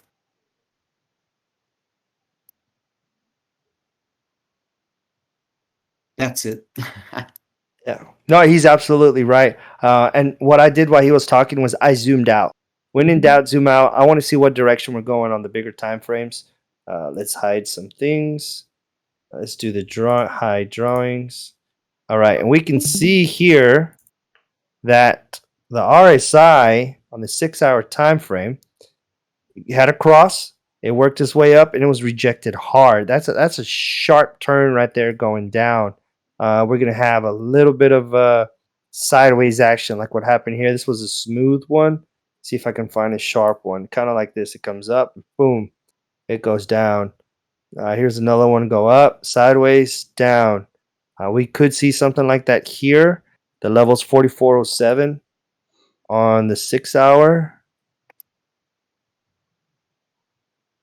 So I don't see one like that happening any previously. Going back a couple days. Let's say if you've gone back a couple weeks or days or hours, there's a button on the bottom right. It's the scroll to the most recent bar. You can click it, or you can use the hotkeys Alt, Shift, and the right button. Alt, Shift, right. And it'll take you to the previous time frame. Another way to do it is to just take your zoom bar, zoom in on that area, and you're there.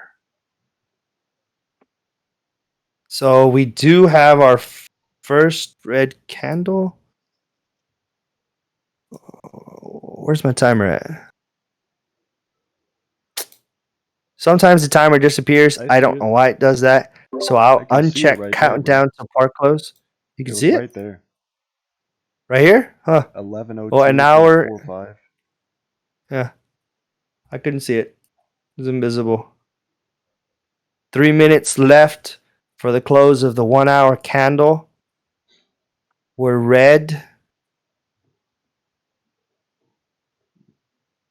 That is a bearish candle. And the thing is here, if I'm drawing my trend line like perfectly, right, like from the exact wicks, then yeah, you're still rejecting off that. So we got stopped out here. And you may indeed come back down. But then you could see like some kind of like larger, higher low, because I'm not, and again, the thing is, I've entered a short here, I got stopped out.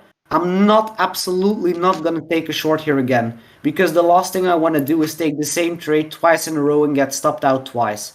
That is something that I will not do. So at this point, I got out. And again, refer back to what I was saying, it's the amount of money that I want the market to take from me to prove me that I was wrong. So at this point, I'm gonna look at a thesis that is gonna prove me right here. And I'm gonna say that there's this two absolutely conflicting things here. like the bullish thesis is just the simple fact that you are confirming higher lows, higher highs, and basically you will confirm higher lows and higher highs until you aren't. And you aren't until you're gonna close under this here, because at that point, yes, you're in downtrend. But the bearish thing here, if you can see what I have drawn here, simply two resistance lines. Now that is an ascending wedge. It's the opposite of a descending wedge. An ascending wedge is bearish, and it has a higher likelihood, like you can see here, of breaking to the downside, and then you take profit targets. Once again, if I'm just gonna give it to you here to the dollar, I would eye the bodies basically of the candles that touched your wedge here. So that would be 1065.95. It would be 1059.4, but that's a little bit too much of the same. So that would be 1 TP. And then you have basically, you have two more that is here. Joe, And these touch points of the wedge, those are your take profit targets just press from a, Alt H when you're on your levels.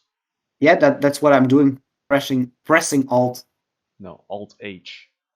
H. While you're on your level, just press Alt H. Okay. And Thanks, that'll man. be that's the shortcut for the horizontal line. Yes. And after you've done the first one, go ahead and click on what color you want, the thickness of it, if you want to lock it or not. And then the very next one should be the same thickness and color. Cool. So what I would like to do for like colors, I will always try to like draw my TPs in green and my stop loss in red, and that's just like another visual representation that makes it a little bit easier just to show it visually what you're looking for. So breaking out of an ascending wedge, those green lines would be your profit targets. Again, I'm not entering a short here again because I got stopped out, and again, I'm not taking the same trade twice in a row unless I'm gonna be very sure.